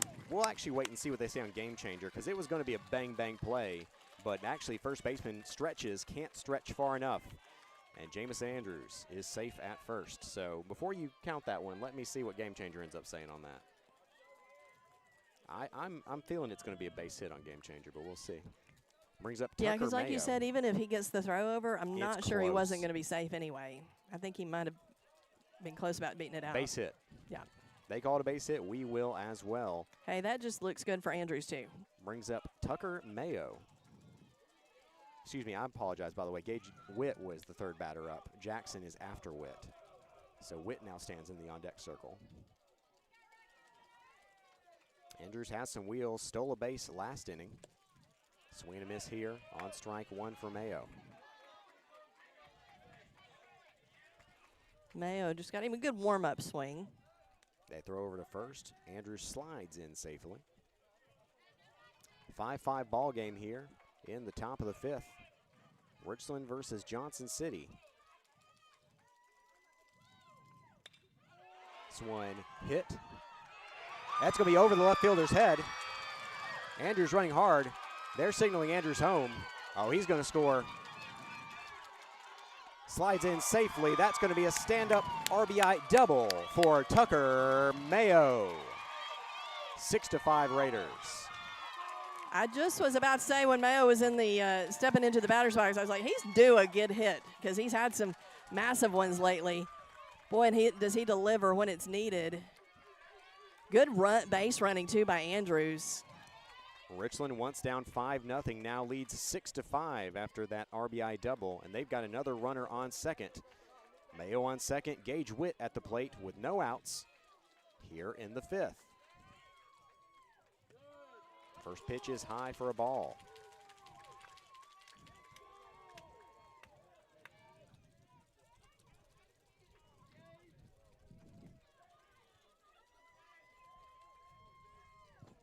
No count to Witt. 2-0, that one high as well. Yeah, Witt really showing some good patience at the plate. That's the thing we keep mentioning about these Raider guys is just they push pitch counts up because they wait on the right pitch. This one in the dirt, 3-0. Honestly, I'd probably pitch around Gage Witt as well in this situation because, one, you set up a potential double play with runners on first and second, and two, Gage Witt has been dominating this series offensively. If you're catching the highlight reels, he's been on them. You're probably not wanting to throw him anything he can hit at this point. Oh, this one hit on a line drive, though, and that's going to get through.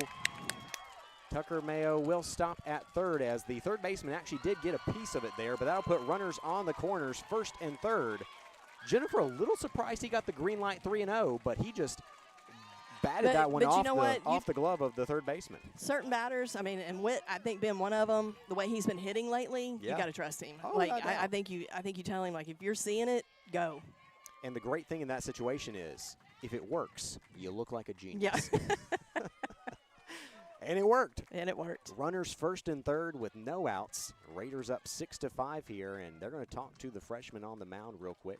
Not an official visit there, as it's just the player-to-player conversation rather than the coach coming out. Jack Jackson had a big hit in the last inning and had 2 RBIs, didn't he? With a double up the middle. I know he had at least 1. First one in there for a strike. He's got Mayo sitting down on third. Can he push him in? No outs on the board. Jack Jackson at the plate. 0-1 count. Here's the pitch. In there for strike 2. Watches that one go by.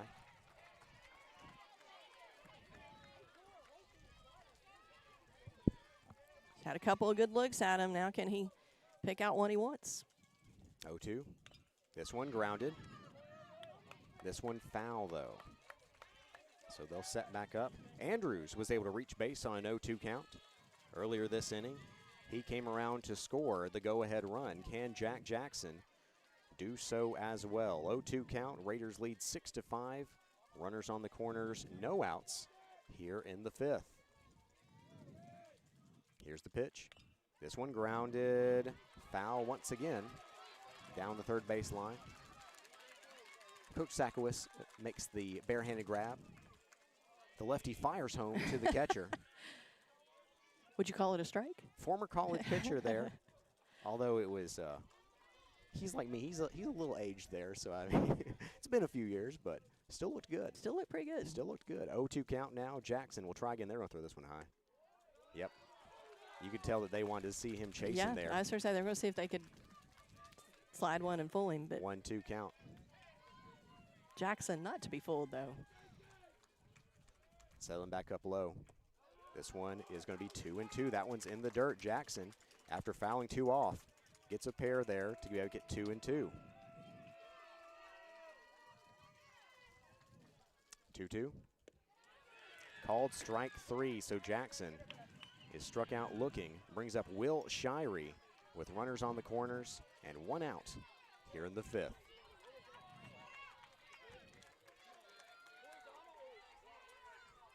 Shirey, the junior third baseman.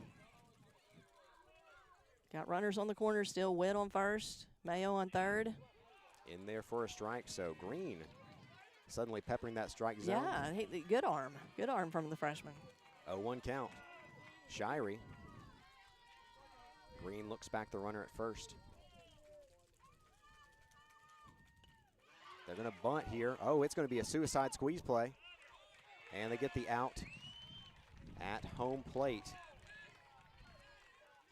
Tough one there. Yeah, because they were sending Mayo on the contact, and then he just didn't have time to pull up and get back. So he tried to slide in, but Green just comes in and grabs the bunt and tosses it right back to his catcher. I guess I should have explained what that term meant. I don't know if everybody's a baseball fan. So they bunted, but they sent the runner from third on the bunt. He was already taking off on the contact. He was running. Well, he's taking off before contact. So if you miss the bunt, you know, right. Potentially your guy coming in from third is in trouble. We are getting a courtesy runner. Well, it wouldn't be a courtesy. It would be a one-time. You remember, you can you can sub him back that's one true time. for Witt, and that is going to be is that Braden Underwood? Let's see who that is. It is Braden Underwood, the 8th grader, is going to come in and run for Witt at second. Brigham Worsham at the plate. Runners on first and second now. 2 outs, 6-5. Raiders on top. And just to clarify, Shirey made it safely to first. Yes. Fielder's choice was Yeah, at home, right. as they did get the runner out at home. Runners on first and second. Green steps off. If you're just joining us, Raiders were down 5-0 early and have clawed their way back into this one, scoring 5 in the last inning, have put 1 across. They now lead 6-5. In there for a strike. 0-1 count. You know, you basically know you're going to get a first pitch strike from him every single time. Nelson on deck circle.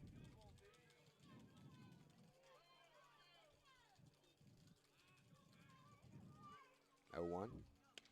This one popped to the center fielder. He'll make out number 3, but Raiders take the lead with a run in the 5th. 6-5. Richland on top as we head to the bottom of the inning. We'll be back after a 1-minute timeout here on KSR Sports.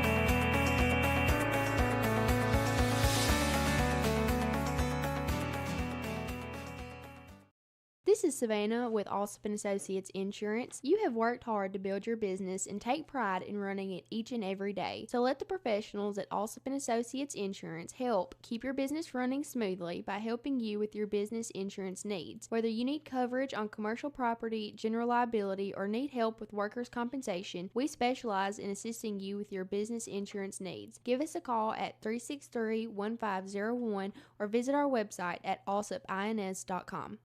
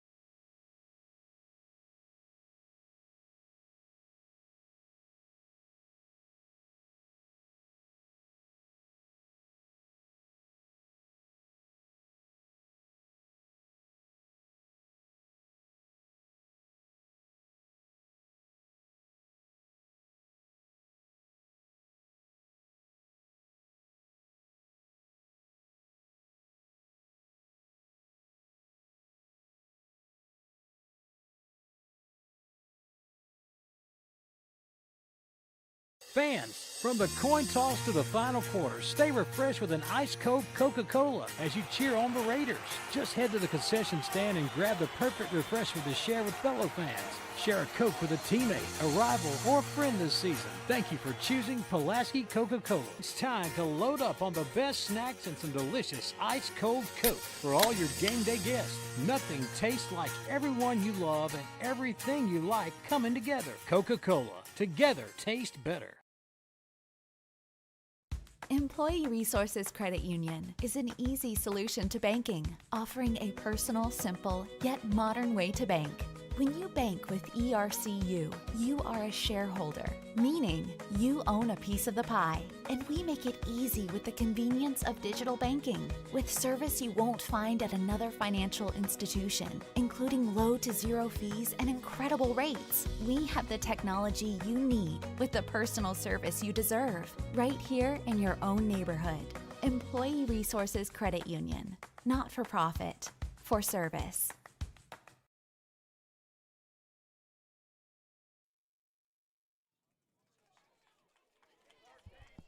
And we're back here, the top of the 6th inning. How about the defensive antics there for the Richland Raiders as a line drive to Jack Jackson?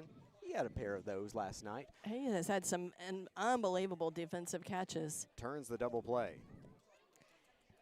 And our old friend Momentum is again shifted in Richland's favor. And you know what's kind of interesting? So a lot of the Rockville baseball players are here helping out. They're right behind us. They're now chanting for the Richland Raiders as well. So we'll take all the help we can get because the fans went wild. And yeah, well, you'd like to see a team not give up. You're down 5-0. Most teams are going to kind of just chalk it up and play the next game. Raiders didn't quit, and, you know, they're digging deep and come out. And then that was just a phenomenal play. Yeah. Everybody likes to see a good baseball play. Due up this inning, it'll be Emerson Nelson, Gavin Schrader, and Cam Drake for the Raiders. Nelson 1 for 2 with an RBI base hit.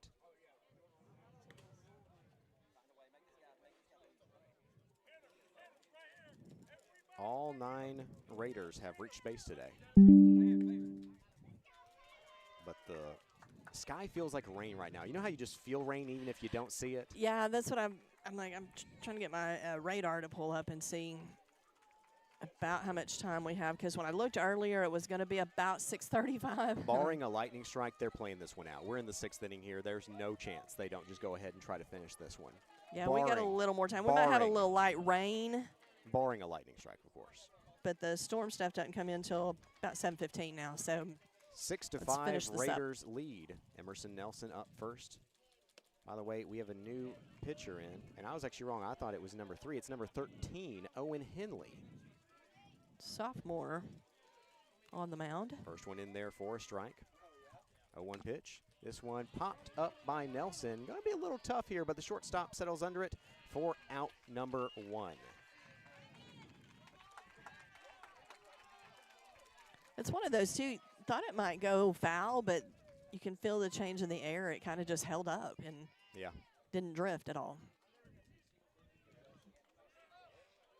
So back-to-back freshman leadoffs in this inning as Emerson Nelson, the 9 hitter, back to the leadoff, Gavin Schrader.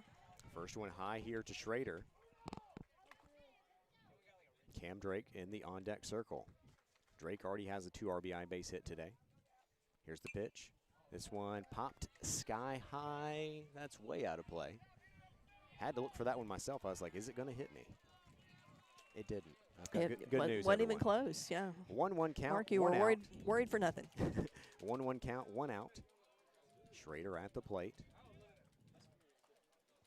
Here's the pitch from Henley. That one in there for a strike, 1-2.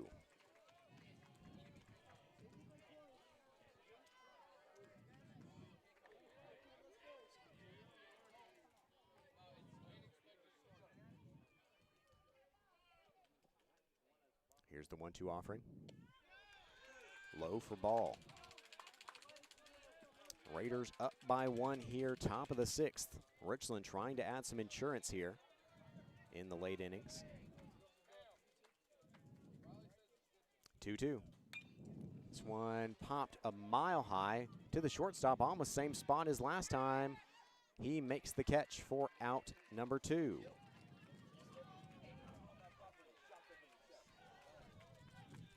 Brings up Cam Drake with 2 down.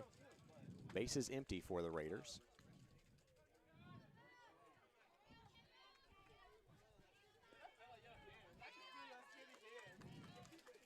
Cam Drake had that great hit back in that was in the 4th, right? When all the runs came across. He was part of that 5-run rally. First pitch in there for a strike. 0-1 count. Henley's looked good so far. Is his name, right? It is. Okay. You look down at the Well, roster I was making sure made me that, nervous. 0-2 here is they're just watching strikes go by here in the 6th. Well, for a split second, I forgot they changed pitchers. They've had 3 so far today. You're right. They're on their 3rd. Here's the 0-2. This one inside for a ball.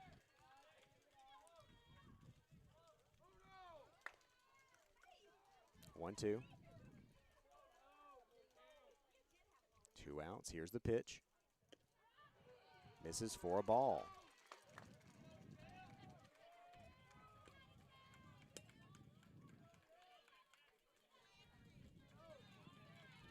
Two balls, 2 strikes, 2 outs.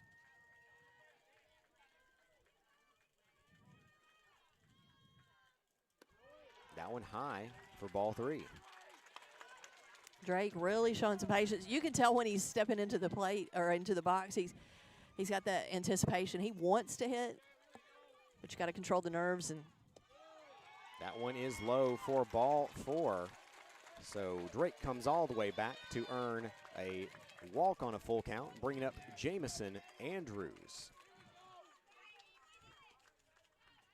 Got a courtesy for the catcher, I believe. Well, they were talking to Coach Hughes for a second, maybe not.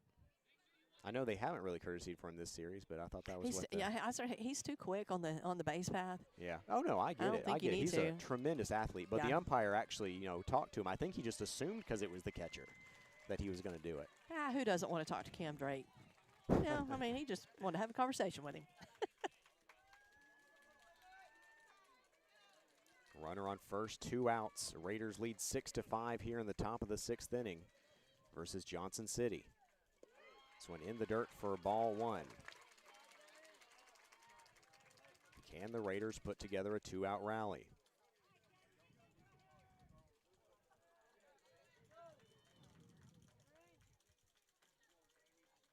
One 0 pitch.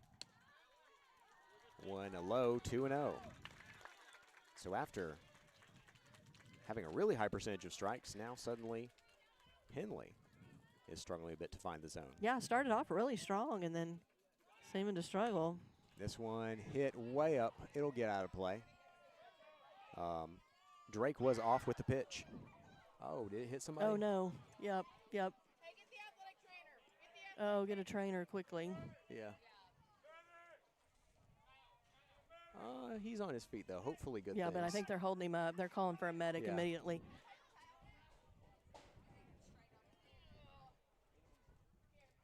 So we have a fan that was hit directly on the top of the head. That's why they call for it, is because, you gotta make sure everybody stays safe.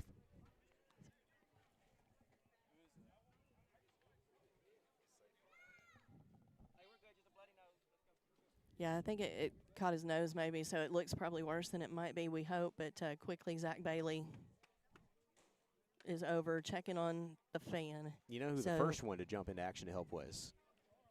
The legend Harley Schrader. Yeah, I was saying he was right beside him, and so he was the first one to jump in and try to make sure he was okay. They were working on him, so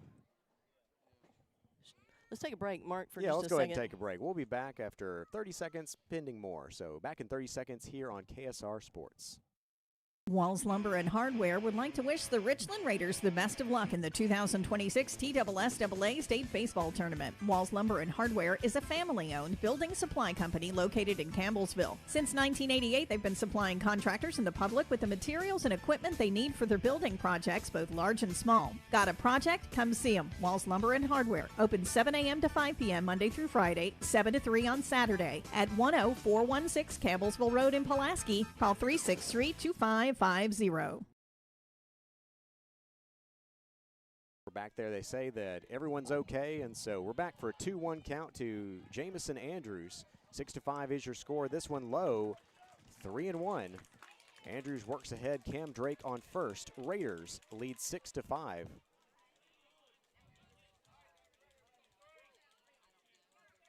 Three-one pitch. You know Andrews is looking for something to hit here. But he's going to get ball 4, so they walk 2 straight batters. Brings up Tucker Mayo. Mayo 1 for 3 on the day with an RBI double.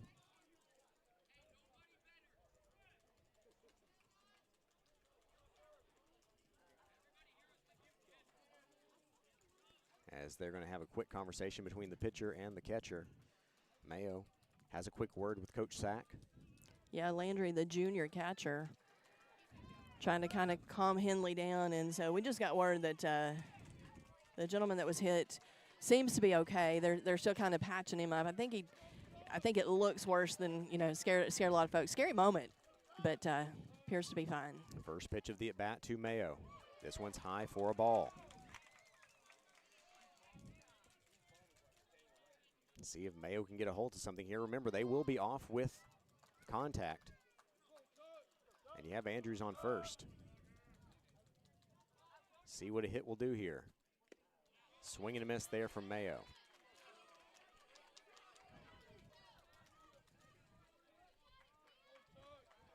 One count, 2 down, runners first and second.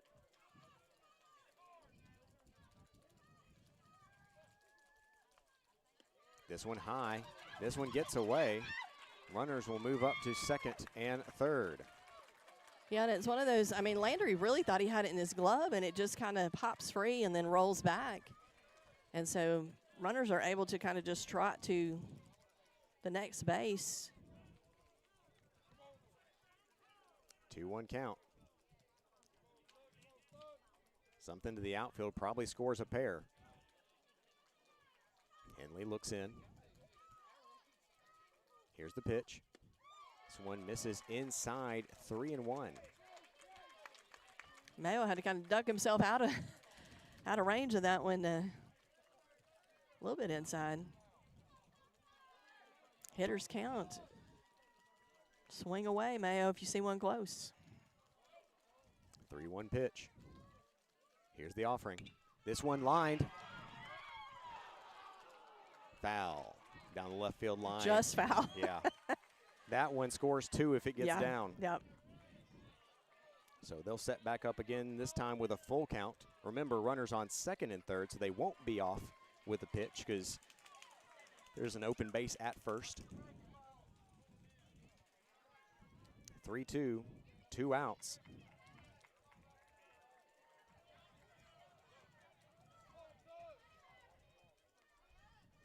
Here's the pitch. This one high for ball 4. Bases juice now for Gage Witt. 2 outs as the Raiders lead 6-5 in the 6th.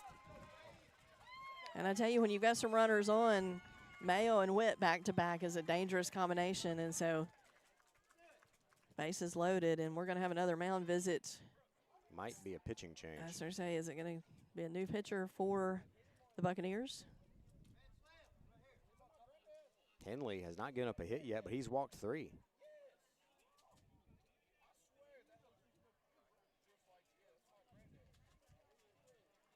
Yep, they're going to get a new pitcher, I believe, as Henley heads to the dugout. Coming in, it will be number 5, Colby Bell. So we're going to go ahead and take a quick timeout as we'll get a new pitcher. 6-5, Raiders on top here in the top of the 6th inning. 2 outs, bases loaded, and Gage Witt head to the plate. Back in 1 minute here on KSR Sports. We meet by accident. a play on words, but when you need us, we're there. Gerald's Auto Body and Gerald's Auto Repair is a trusted friend when you need auto repairs or auto body work. We specialize in making you feel at ease in a time that can be uncertain at best. We take the worry away and give you our very best. Gerald's Auto Body and Gerald's Auto Repair, a trusted friend when you need us. Call 363-0539 or drop by 716 North 1st Street, Pulaski. First National Bank is an independent community bank. Being independent allows us to be innovative, to adapt and respond quickly and efficiently to your financial needs. We know the needs of this area. Our interest and our loyalty are to the people who live and work here. They are more than names and faces. They're our friends and our neighbors. Together, we're making communities great. Member FDIC. Let's face it, the old dollar don't go as far as it used to, but the good news is we have a friend that's on our side in that battle. The Rusty Spur Steakhouse is always mindful of their prices and give you the best meal and services hands down. All the regular delicious menu items you've come to love and some new menu items, all at great prices. The Rusty Spur Steakhouse. Make that old dollar go further. The Rusty Spur Steakhouse, 601 North 1st Street, Pulaski. Great food for less. Drop by and see them. We are back here. New pitcher is Colby Kell. As it is 6-5 Raiders, bases loaded, 2 outs, and Gage Witt at the plate. Witt is so far today. He is 3 for 3 with a run scored. And yeah, a lot of changeup in our TSSAA statistician today. Yeah. She can't get the umpire's attention. For them. I feel for them. And she's yelling. Well, and as an ump, if somebody's yelling, "Oh, blue," you're not sure they're really wanting to talk to you, or they're just going to badmouth you or something. And so other fans are helping her because she's trying to get you might have to say, numbers. I'm the statistician. Yeah, it's me. Right, yeah, we'll get back going again. I'm the official one. Comes in fresh. First pitch is in there for strike one. Jack Jackson in the on-deck circle. Witt stands in. 0-1. Misses for a ball.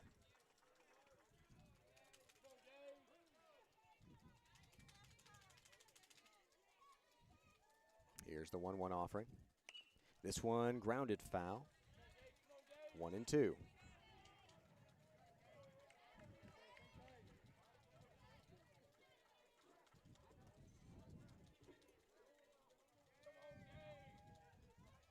One-two pitch, 2 outs. Low for a ball. Deuces on the board, 2 balls, 2 strikes, 2 outs. As Gage Witt steps back into the batter's box. Here's the pitch. High for a ball, full count. Remember, runners with the bases loaded will be off on the pitch. Have to make sure you don't leave too early, though, just in case he steps off. Yeah. Full count. That one is a bases loaded walk. Cam Drake will cross home plate. 7-5, Raiders on top after Gage Witt adds his first RBI of the day, even though he has 3 hits. His first RBI is via a walk rather than any of his 3 hits. An RBI walk, one that, you don't hear that much, but it does happen, folks. And Gage Witt just illustrated that People for us. who aren't familiar with the game probably confused because they're like, runs batted in. Well, you assume that's with a bat. Well, he had a bat. He had a bat. Jack Jackson. And technically, Drake was running because he was so excited when he crossed the plate, so. Jackson fouls this one off, 0-1. Bases still loaded. Raiders up by 2 now.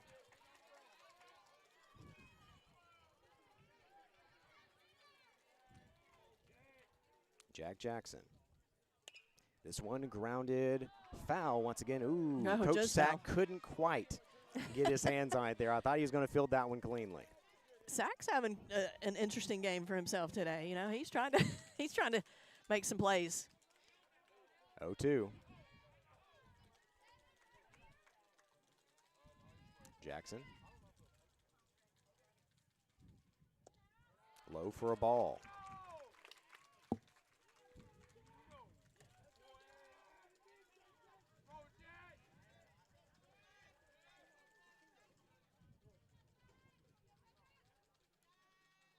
Here's the 1-2 pitch, 2 outs.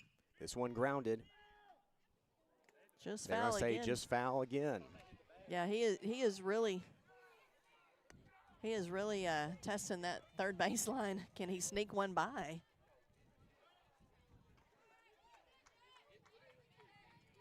Keeping himself alive, fighting it off. 1-2.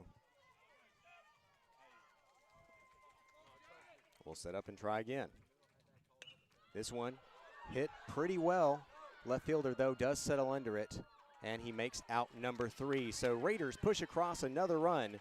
They lead 7-5 as we head to the bottom of the 6th.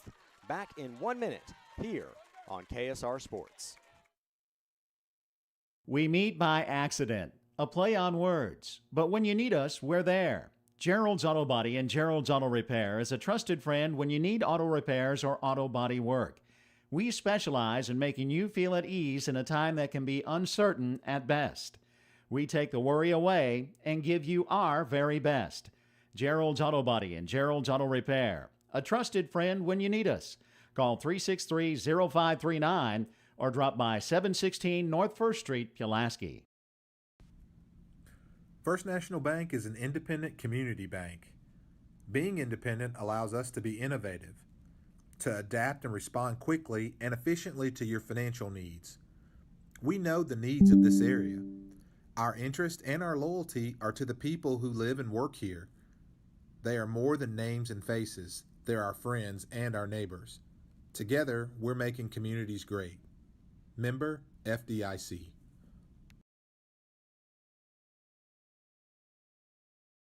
Here for the bottom of the 6th inning, Tucker Mayo back out for his 2nd inning of work. Took only 5 pitches to get 3 outs in the 5th, including a spectacular double play on a line drive caught by Jack Jackson, who flips to Will Shirey at 3rd for the double up of the runner at 3rd.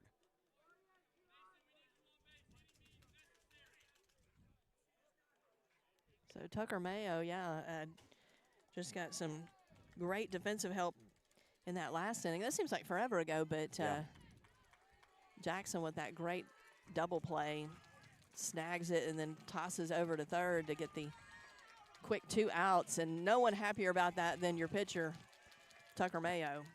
Was congratulate Jackson on the fabulous play. Brings up your 9-hole hitter, Francis, center fielder today.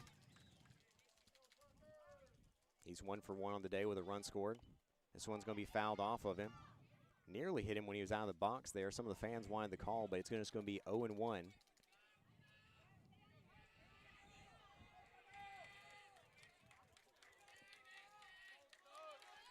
0-1 count. Big swing and a miss there. 0-2.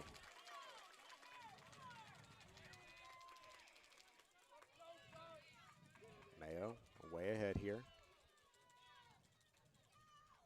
This one line to right field. Brigham Worsham there for the out. Out number 1 here in the bottom of the 6th. We'll bring up the top of the order and probably the hottest hitter today for the Buccaneers, Gentry, your DH.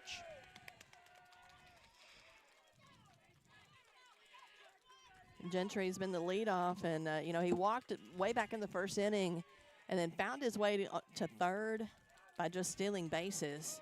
Very quick on the base path. Here's the first pitch from Mayo. First pitch in there for a strike.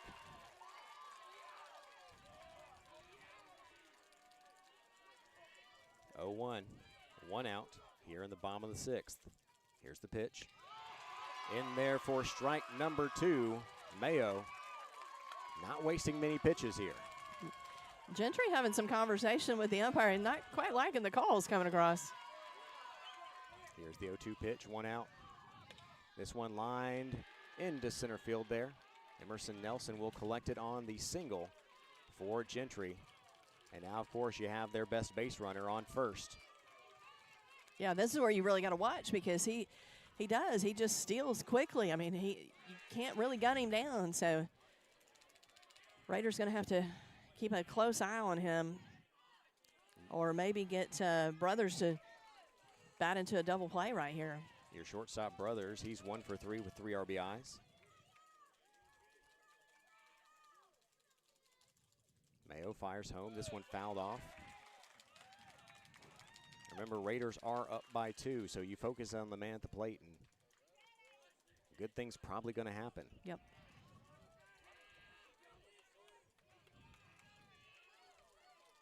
Oh, 1. They're going to fire back to first. Just keep Gentry accountable there.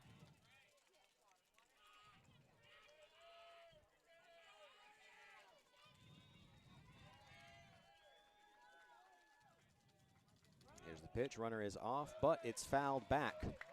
So Gentry will have to head back to first base. 0-2 once again for Mayo. He's got to go back. Yeah, I was going to say he didn't know there was contact. Yeah. Oh, they threw Gentry out of the game. Yeah, I didn't want to say it, but I was like, he made a very, very inappropriate gesture, probably directed a little bit at Drake for not trying to gun him down. I'll just let folks leave it to their imagination, but let's just say it's something a young man doesn't need to be doing, stand out on second. And I was like, is nobody going to remark or say anything to that young man? And, the coach is having a conversation. His coach is not pleased with him there. No, he just told him to get off the field. To the ump, but he also is Gentry was trying to player a little action there. Gentry was trying to come over and plead his case, and he was told very directly from his coach to step back off. And we've talked about this team is very disciplined, and we've heard this coach throughout this game about we don't do that. That's not how we operate. But, yeah, that's interesting. And it's the first base coach. It's not been the umpire behind the plate. It was the first base coach, the first base umpire that tossed him. Yeah, so they will need a new runner at first. This is not soccer. You don't get to take an out there in terms of losing a player. They do get a new runner. Looks like it's going to be someone whose number ends in a 5. Very hard to see from this angle.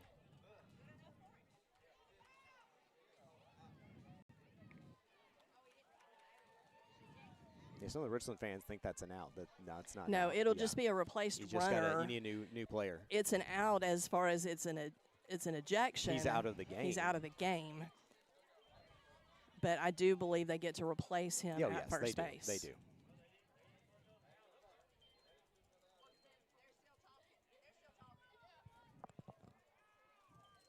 And so we have another stop in play as yeah, but they're going to send a guy out there as soon as I call a commercial break, which actually I can read a commercial break. There we go. Let's do that. I want to thank all of our fantastic sponsors who make these broadcasts possible for the TSSAA Class A State Tournament, Pulaski Electric System, Alsop & Associates, Murray Chevrolet GMC, Bennett May and Pierce Funeral Home, First Realty Group, Coca-Cola, Employee Resources Credit Union, Walls Lumber, Gerald's Auto Body, First National Bank, Rusty Spur Steakhouse, State Representative Clay Doggett, Winterburn and Associates Insurance, M&M Staffing, Flat Rock Furniture, Pulaski Natural Gas, and Southern Tennessee Regional Health System. 17 sponsors for the postseason.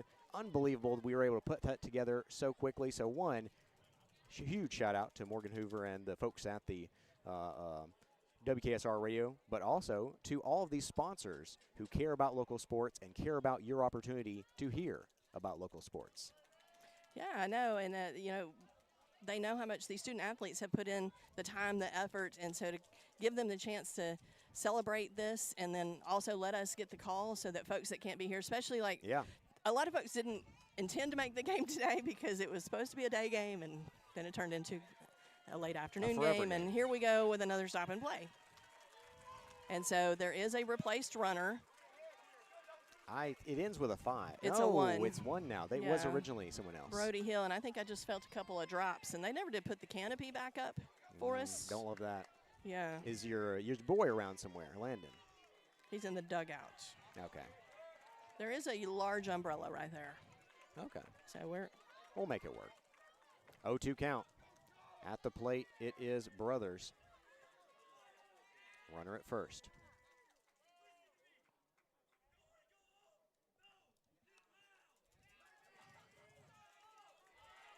Oh, 2 count here as umpire talks to Brothers real quickly. And now we'll set back up. 1 out, runner on first for the Buccaneers. This one fouled. Oh, Worsham thinks he's got a chance. Oh, my goodness, did he know he did not catch it? Only because he hit the fence at the end. Is he okay? He slid into the fence. I think he's okay. I think he's caught in the fence. Yeah. I think his foot is caught. I think he's okay. Yeah. But I think his shoe is caught in the fence, hopefully. Witt is sprinting out to him, though, and here comes trainer Zach Bailey. I honestly, folks, I really think he's fine. It's just the field's still a little bit wet from earlier, so he slid, and I think his foot went under the bottom of the fence and just got caught. You want to talk about someone selling out there. Wow. I can't believe he got a glove on that ball.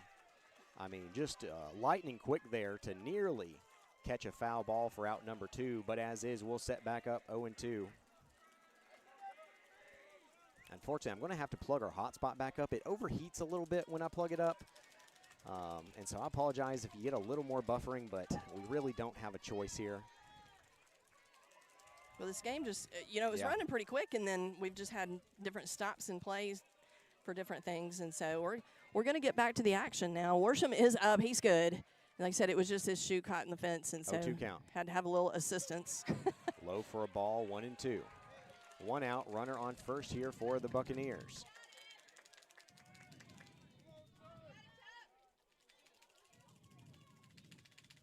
Here's the 1-2 pitch. This one hit to right field. Worsham settles under it and makes the out there. Runner thinks about tagging up, but he thinks better of it. 2 down.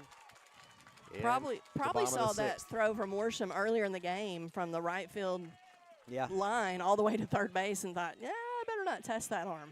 That brings up Margata. Margata. Margata. There we go. Yeah. Sometimes you just have to believe in yourself, Jennifer. 2 outs, runner on first. 7-5 Raiders here in the bottom of the 6th inning. Tucker Mayo, first one in the dirt for ball 1.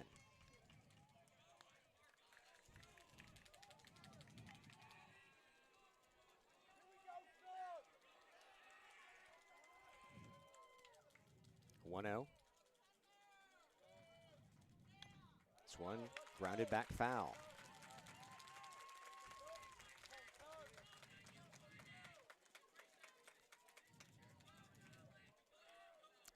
A 1-1 count. 2 outs. Runner at first for the Buccaneers. The left-handed batter, Margata, in. Here's the 1-1 offering. This one fouled back to the screen, 1-2.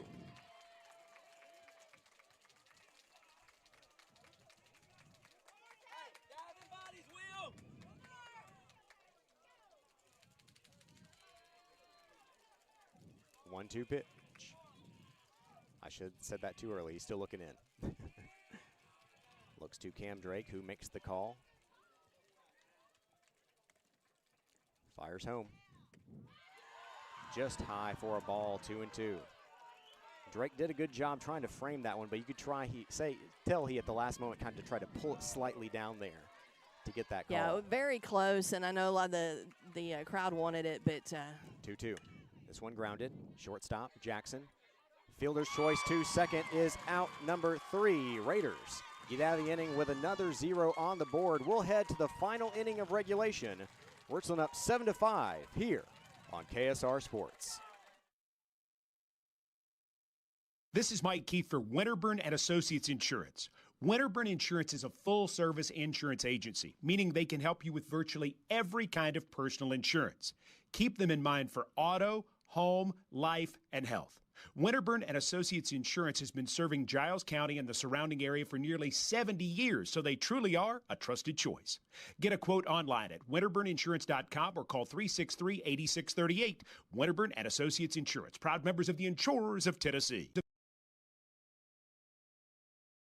Attention Giles County residents, looking for your next career opportunity? Look no further than M&M Staffing, your trusted local staffing agency. Owner John Braden Harper and recruiters Cree Holt and Mercedes Houston are all proud members of Giles County who understand our community inside and out. At M&M Staffing, we're your neighbors supporting local schools, athletes, organizations, and causes that matter to you. Visit us on Facebook, step into our office, or apply online at mnmstaffing.net. You can also give us a call at 931-347-4255. M&M Staffing, your bridge to a brighter future in Giles County.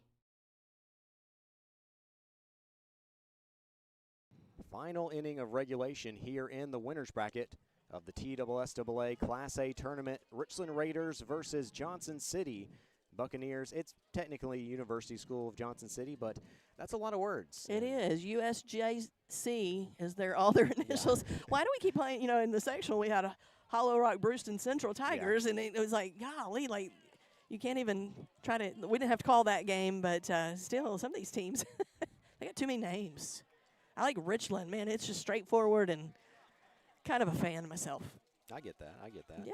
Mayo also, by the way, only needed 21 pitches for those 2 innings. And so he could be eligible tomorrow if you want to go with Jamie in the 7th, which is what I initially would guess they're going to do. I was going to say, we kind of lost sight of, there was so much kind of going on that last inning, and, of course, my phone's blown up, and no, he didn't shoot the bird. It was a little more than that. Yeah, I actually and didn't know what it was. He definitely needed to be ejected real for quick, for Jennifer explained to me what he did. I wasn't paying attention. She couldn't say it on air. I actually do it. First, I was like, the bird? You can say that. It was not Nope, that. it was beyond that. So. Will Shirey at the plate. We'll just leave it at that. This inning, it is Will Shirey, Brigham Worsham, and Emerson Nelson for the Raiders here is hoping to potentially get some insurance runs here is still just a 2-run lead in the 7th. This one in the dirt, 2-0.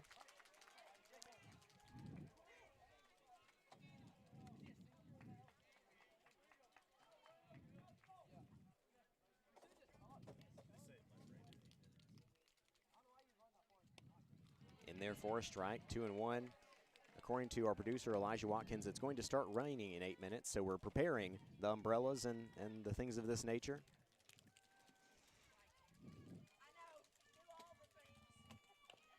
This one grounded foul. We're going to try to protect our equipment. Yeah, best we can as all huddle in can. together. I think we can protect the equipment. Where's our surge protector at, though?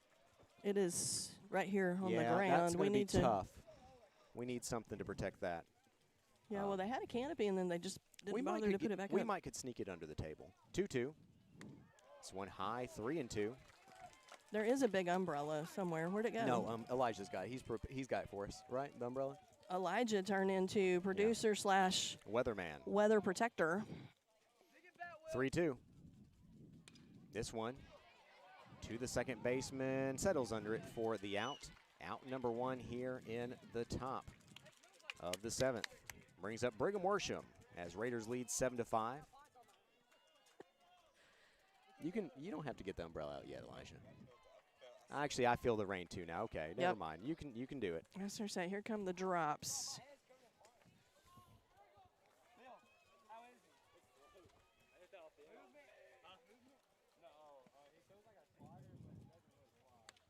This one cracked down the left field line, and they're going to be caught by the left fielder. That will bring up Emerson Nelson with 2 down here in the top of the 7th.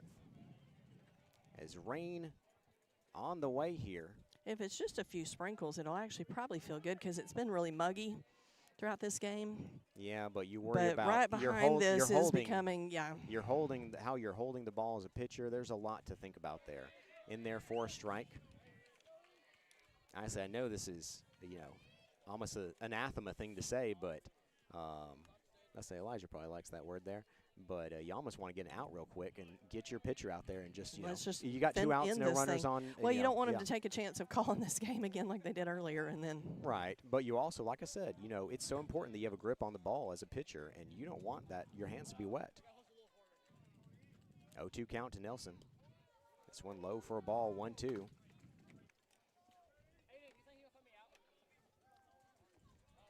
As we move a few more things. Everything is centering around Elijah and the umbrella. This one, ground ball, shortstop, fires to first. Nice play there. That will be out number 3. So Raiders head to the bottom of the 7th, leading 7-5 here in Rockvale. Richland versus Johnson City, back in 1 minute on KSR Sports. Employee Resources Credit Union is an easy solution to banking, offering a personal, simple, yet modern way to bank.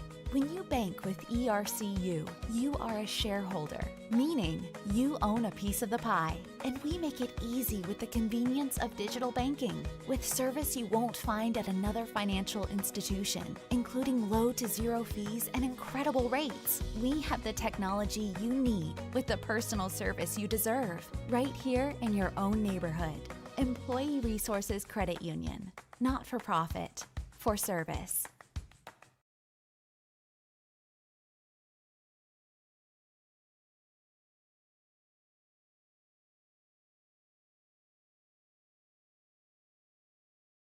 Here for the bottom of the 7th inning, Tucker Mayo will go out for a 3rd straight inning, as I believe he's actually in line for the win.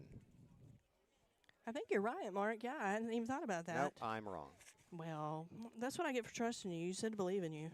Yeah. Wait, how? No, they scored the run the top of the 5th. Top he of the came in for 5th. 5th, Oh, 6th, you're 7th. right. You're right. And so in the top of the 5th, the pitcher of record would have been Trey Fox. You're right. Well, it's hard to remember because, like, these last couple of innings have just taken way longer, and so many interesting things have happened. Yeah. And so we're back once again here. Due up this inning, it's Stevenson, Handry, and Poston for the Buccaneers. 7-5, Richland leads here. Tucker Mayo on the mound. First pitch, this one grounded foul. 0-1 count. So now the Raiders not only battling the Buccaneers, but Mother Nature rearing her head again as we're getting a few sprinkles. We know there's some heavy rain and storm coming behind this, but we think we've got a little bit of time before that hits. 0-1. Going to see if they can finish this one up. We don't need to stop and play and delay because I think it would be quite a delay again. 1-1 count.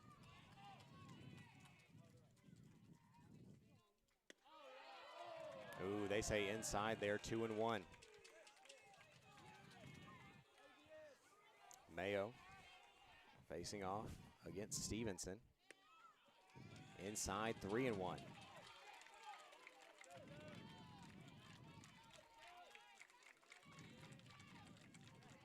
No outs here in the bottom of the 7th inning. Mayo fires home for ball 4. So runner on first for the Buccaneers. As that will bring to the plate Handry. Landry has caught a really good game today. Oh, and, excuse me, Landry. H is his first initial. My apologies. Oh, did you say Handry? I didn't did. catch- I saw H down there, and I didn't see it was H Landry. It's Handry, you know. You just combine that name you names, hear so- all the time. Runner on first, no outs to Landry. This one in the dirt for a ball. He's going to fire to second. Oh, this one gets to the outfield. Nelson is there, but runner on second. Remember, though, you don't have to worry about that runner because that is not the tying run. Got to focus on who you have at the plate, though. 1-0 count.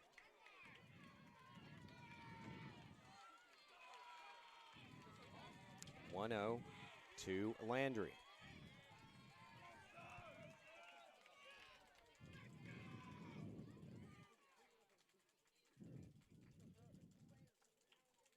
Here's the 1-0 pitch.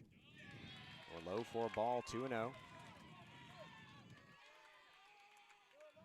Might be forced to give him something to hit here, as you can't afford to walk another batter, especially considering the tying run is at the plate. Yep. 2-0. Runner on second. Here's the pitch from Mayo. That one, he checked his swing, ball 3. Gonna say he didn't go, but close on the pitch.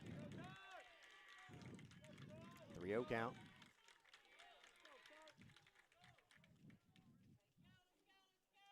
Here's the 3-0 pitch. This one's high for ball 4. As Cam Drake will come out to talk things over with his pitcher. Runners first and second, no outs here in the bottom of the 7th.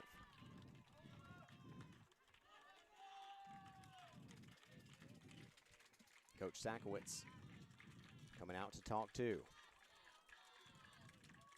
Yeah, going to make it a full mound visit as he's going to have a conversation. And they're going to swap pitchers. Andrews. Yeah, going to go with Andrews. So Andrews, who was the closer for much of the year, is going to come in for the Raiders and try to close this one out with a 2-run lead. 7-5 is your score. As we're in the bottom of the 7th inning, runners on first and second. We'll be back after a 1-minute timeout here on KSR Sports. Fans, from the coin toss to the final quarter, stay refreshed with an ice-cold Coca-Cola as you cheer on the Raiders. Just head to the concession stand and grab the perfect refreshment to share with fellow fans. Share a Coke with a teammate, a rival, or a friend this season. Thank you for choosing Pulaski Coca-Cola. It's time to load up on the best snacks and some delicious ice-cold Coke for all your game day guests. Nothing tastes like everyone you love and everything you like coming together. Coca-Cola. Together taste better. Natural gas safety tips brought to you by Pulaski Natural Gas. Call before you dig. Don't hit a buried gas line. Before you dig or move earth in any way, call your local one-call number or utility locator service. They can tell you the location of buried natural gas lines, power lines, and other utilities so you can dig safely. These tips are brought to you by Pulaski Natural Gas, 363-1752, 363-1752. Jamison Andrews, your new pitcher for the Raiders. Here in the bottom of the 7th, Richland up by 2. No outs. Runners on first and second for the Buccaneers. Great day for Tucker Mayo as he threw 2 scoreless innings. Did walk the first 2 here in the 7th, though, which leads to Coach Sakowitz choosing to go to his closer.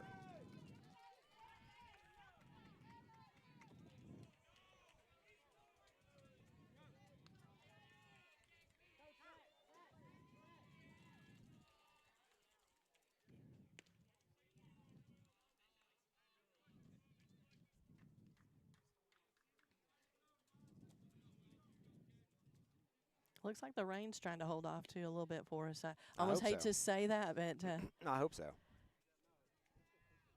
yeah, it's just a little sprinkle right now.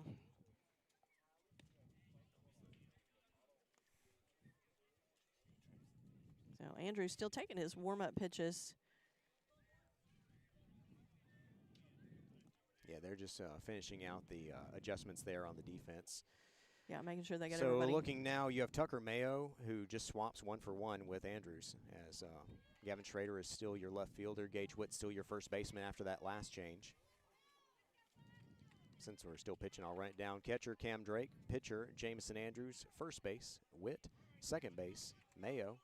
Shortstop, Jackson.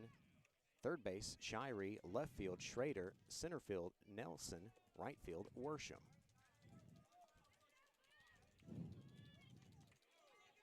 So I'm not sure what the holdup is. I also feel like Andrews, they've let him throw more than 10 pitches. I mean, just objectively. I don't know if I exactly understand what happened there. I think it was just taking him a bit to get all the lineup. Yeah. So Johnson City comes back to the plate here. It's going to be Poston. We'll step in here with runners on first and second. Raiders trying to get out of a jam.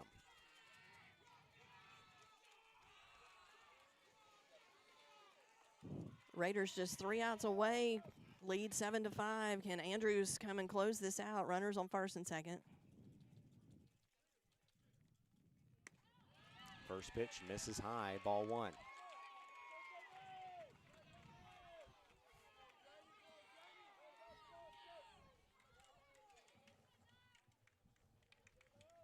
One 0 count. Here's the pitch. In there for strike 1, evens up the count.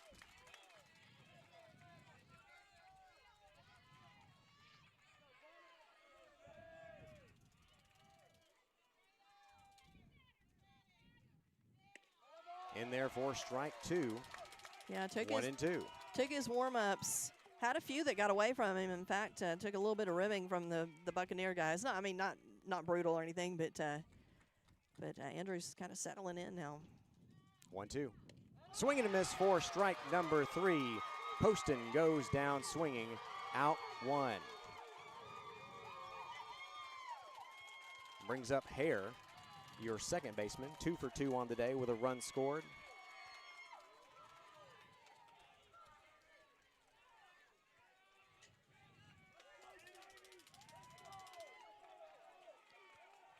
Two on, 1 out. Andrews stares down Hare. Here's the pitch. Swing and a miss for Hare. Raiders lead 7-5. Runners first and second. 1 out and 0-1 count here from your closer for the Raiders, Andrews. This one grounded back to Andrews. Andrews fires to third for the force out. There a throw across. Couldn't quite get him there, but 2 outs. Good job to get the fielder's choice by Andrews. Yeah, get the lead runner out at third. Gets the lead, and I like the thought by Shirey to try that play at first. Couldn't make it work, but that does put up the second out as the Raider faithful on their feet, making lots of noise, getting behind these boys. Brings up Williams, 1 for 3 on the day with a double, an RBI, and a run. 2 outs. Raiders lead 7-5. Andrews, first pitch. This one grounded up to Jackson. Can't quite get to it, though, as everyone's safe. Or, excuse me, that was Mayo. Yeah, my apologies. second. Mayo at second. Yeah. Knocks it down. Doesn't let it sneak out into the outfield, so runners hold.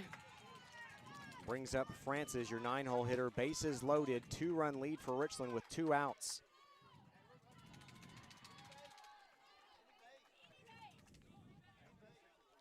Just need an out. Any base available. First pitch is low. 1-0 count. Umpire motion that he's got to bring it up just a little. Running a bit more steady here. They're going to say that one missed as well. 2-0. Bases are loaded.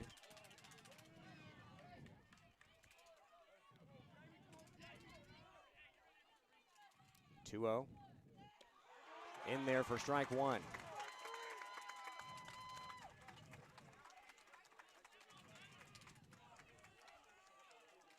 (2-1) count, 2 outs, bases loaded. Raiders lead 7-5. They're going to say that one's high, though. 3-1. You wonder if the rain is potentially affecting. Yeah, it's starting to get a little heavier. 3-1. 2 outs. And that's going to be a bases loaded walk. That brings home a run to get within 7-6 and brings up what's going to be a new leadoff hitter, as of course Gentry is out after having been ejected earlier. So that will bring up number 5. Is that Hill? Yeah, I don't have my notes in front of me. I had to put everything up because it was getting wet. I couldn't read it anyway. Fair enough. Now Hill's number 1. Number 5 is Kell, your senior left fielder. Okay. Yeah, Kell is actually going to sub in. Okay.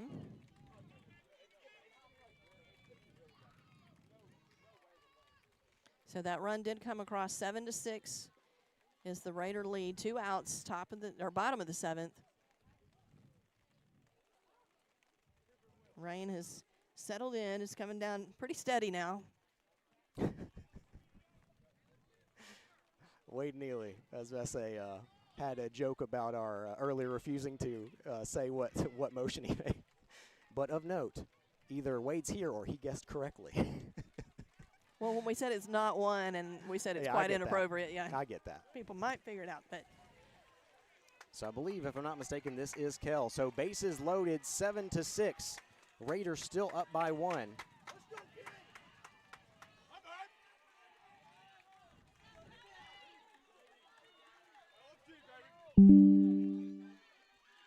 Here's the first pitch. This one in the dirt.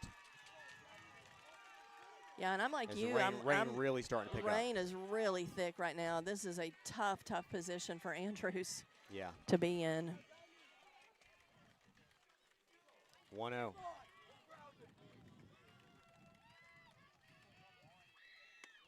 In there for strike one, though, 1-1.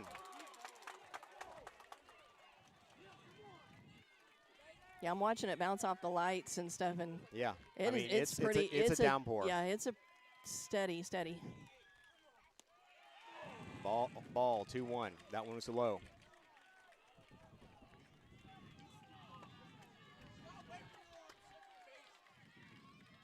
Two balls, one strike, 2 outs, bases loaded. Swing and a miss. 2-2. Can he just get one past in this heavy rain? Bases loaded, 7-6, bottom of the 7th, 2-2-2 across the board. You go right after him here. Swing and a miss, strike 3. Ball Raiders game. win it 7-6. As What Jamison Andrews a ends it performance. with a K. Richland will advance to the winners bracket final. Wow, I mean, you talk about Andrews Blows it right by him. and just flat out pitching. So I apologize, what a game! folks, What a game! but we can't stay on the air Yeah, we're gonna because have of to the cut it. rain here. We're gonna- Raiders win it 7-6, and they move on tomorrow for playing Dresden to move into that position. Richland needs only 1 win tomorrow. The winner of that game would need 2 in that winner's bracket final. So once again, thanks to everyone who made this possible. Thanks to all of the fans out there, all of those fantastic sponsors. Like I said, apologize that we have to clear up the post-game show, but it is raining hard. Richland wins 7-6. We'll have more for you tomorrow. For Jennifer Hawkins, I'm Mark Mize saying thank you.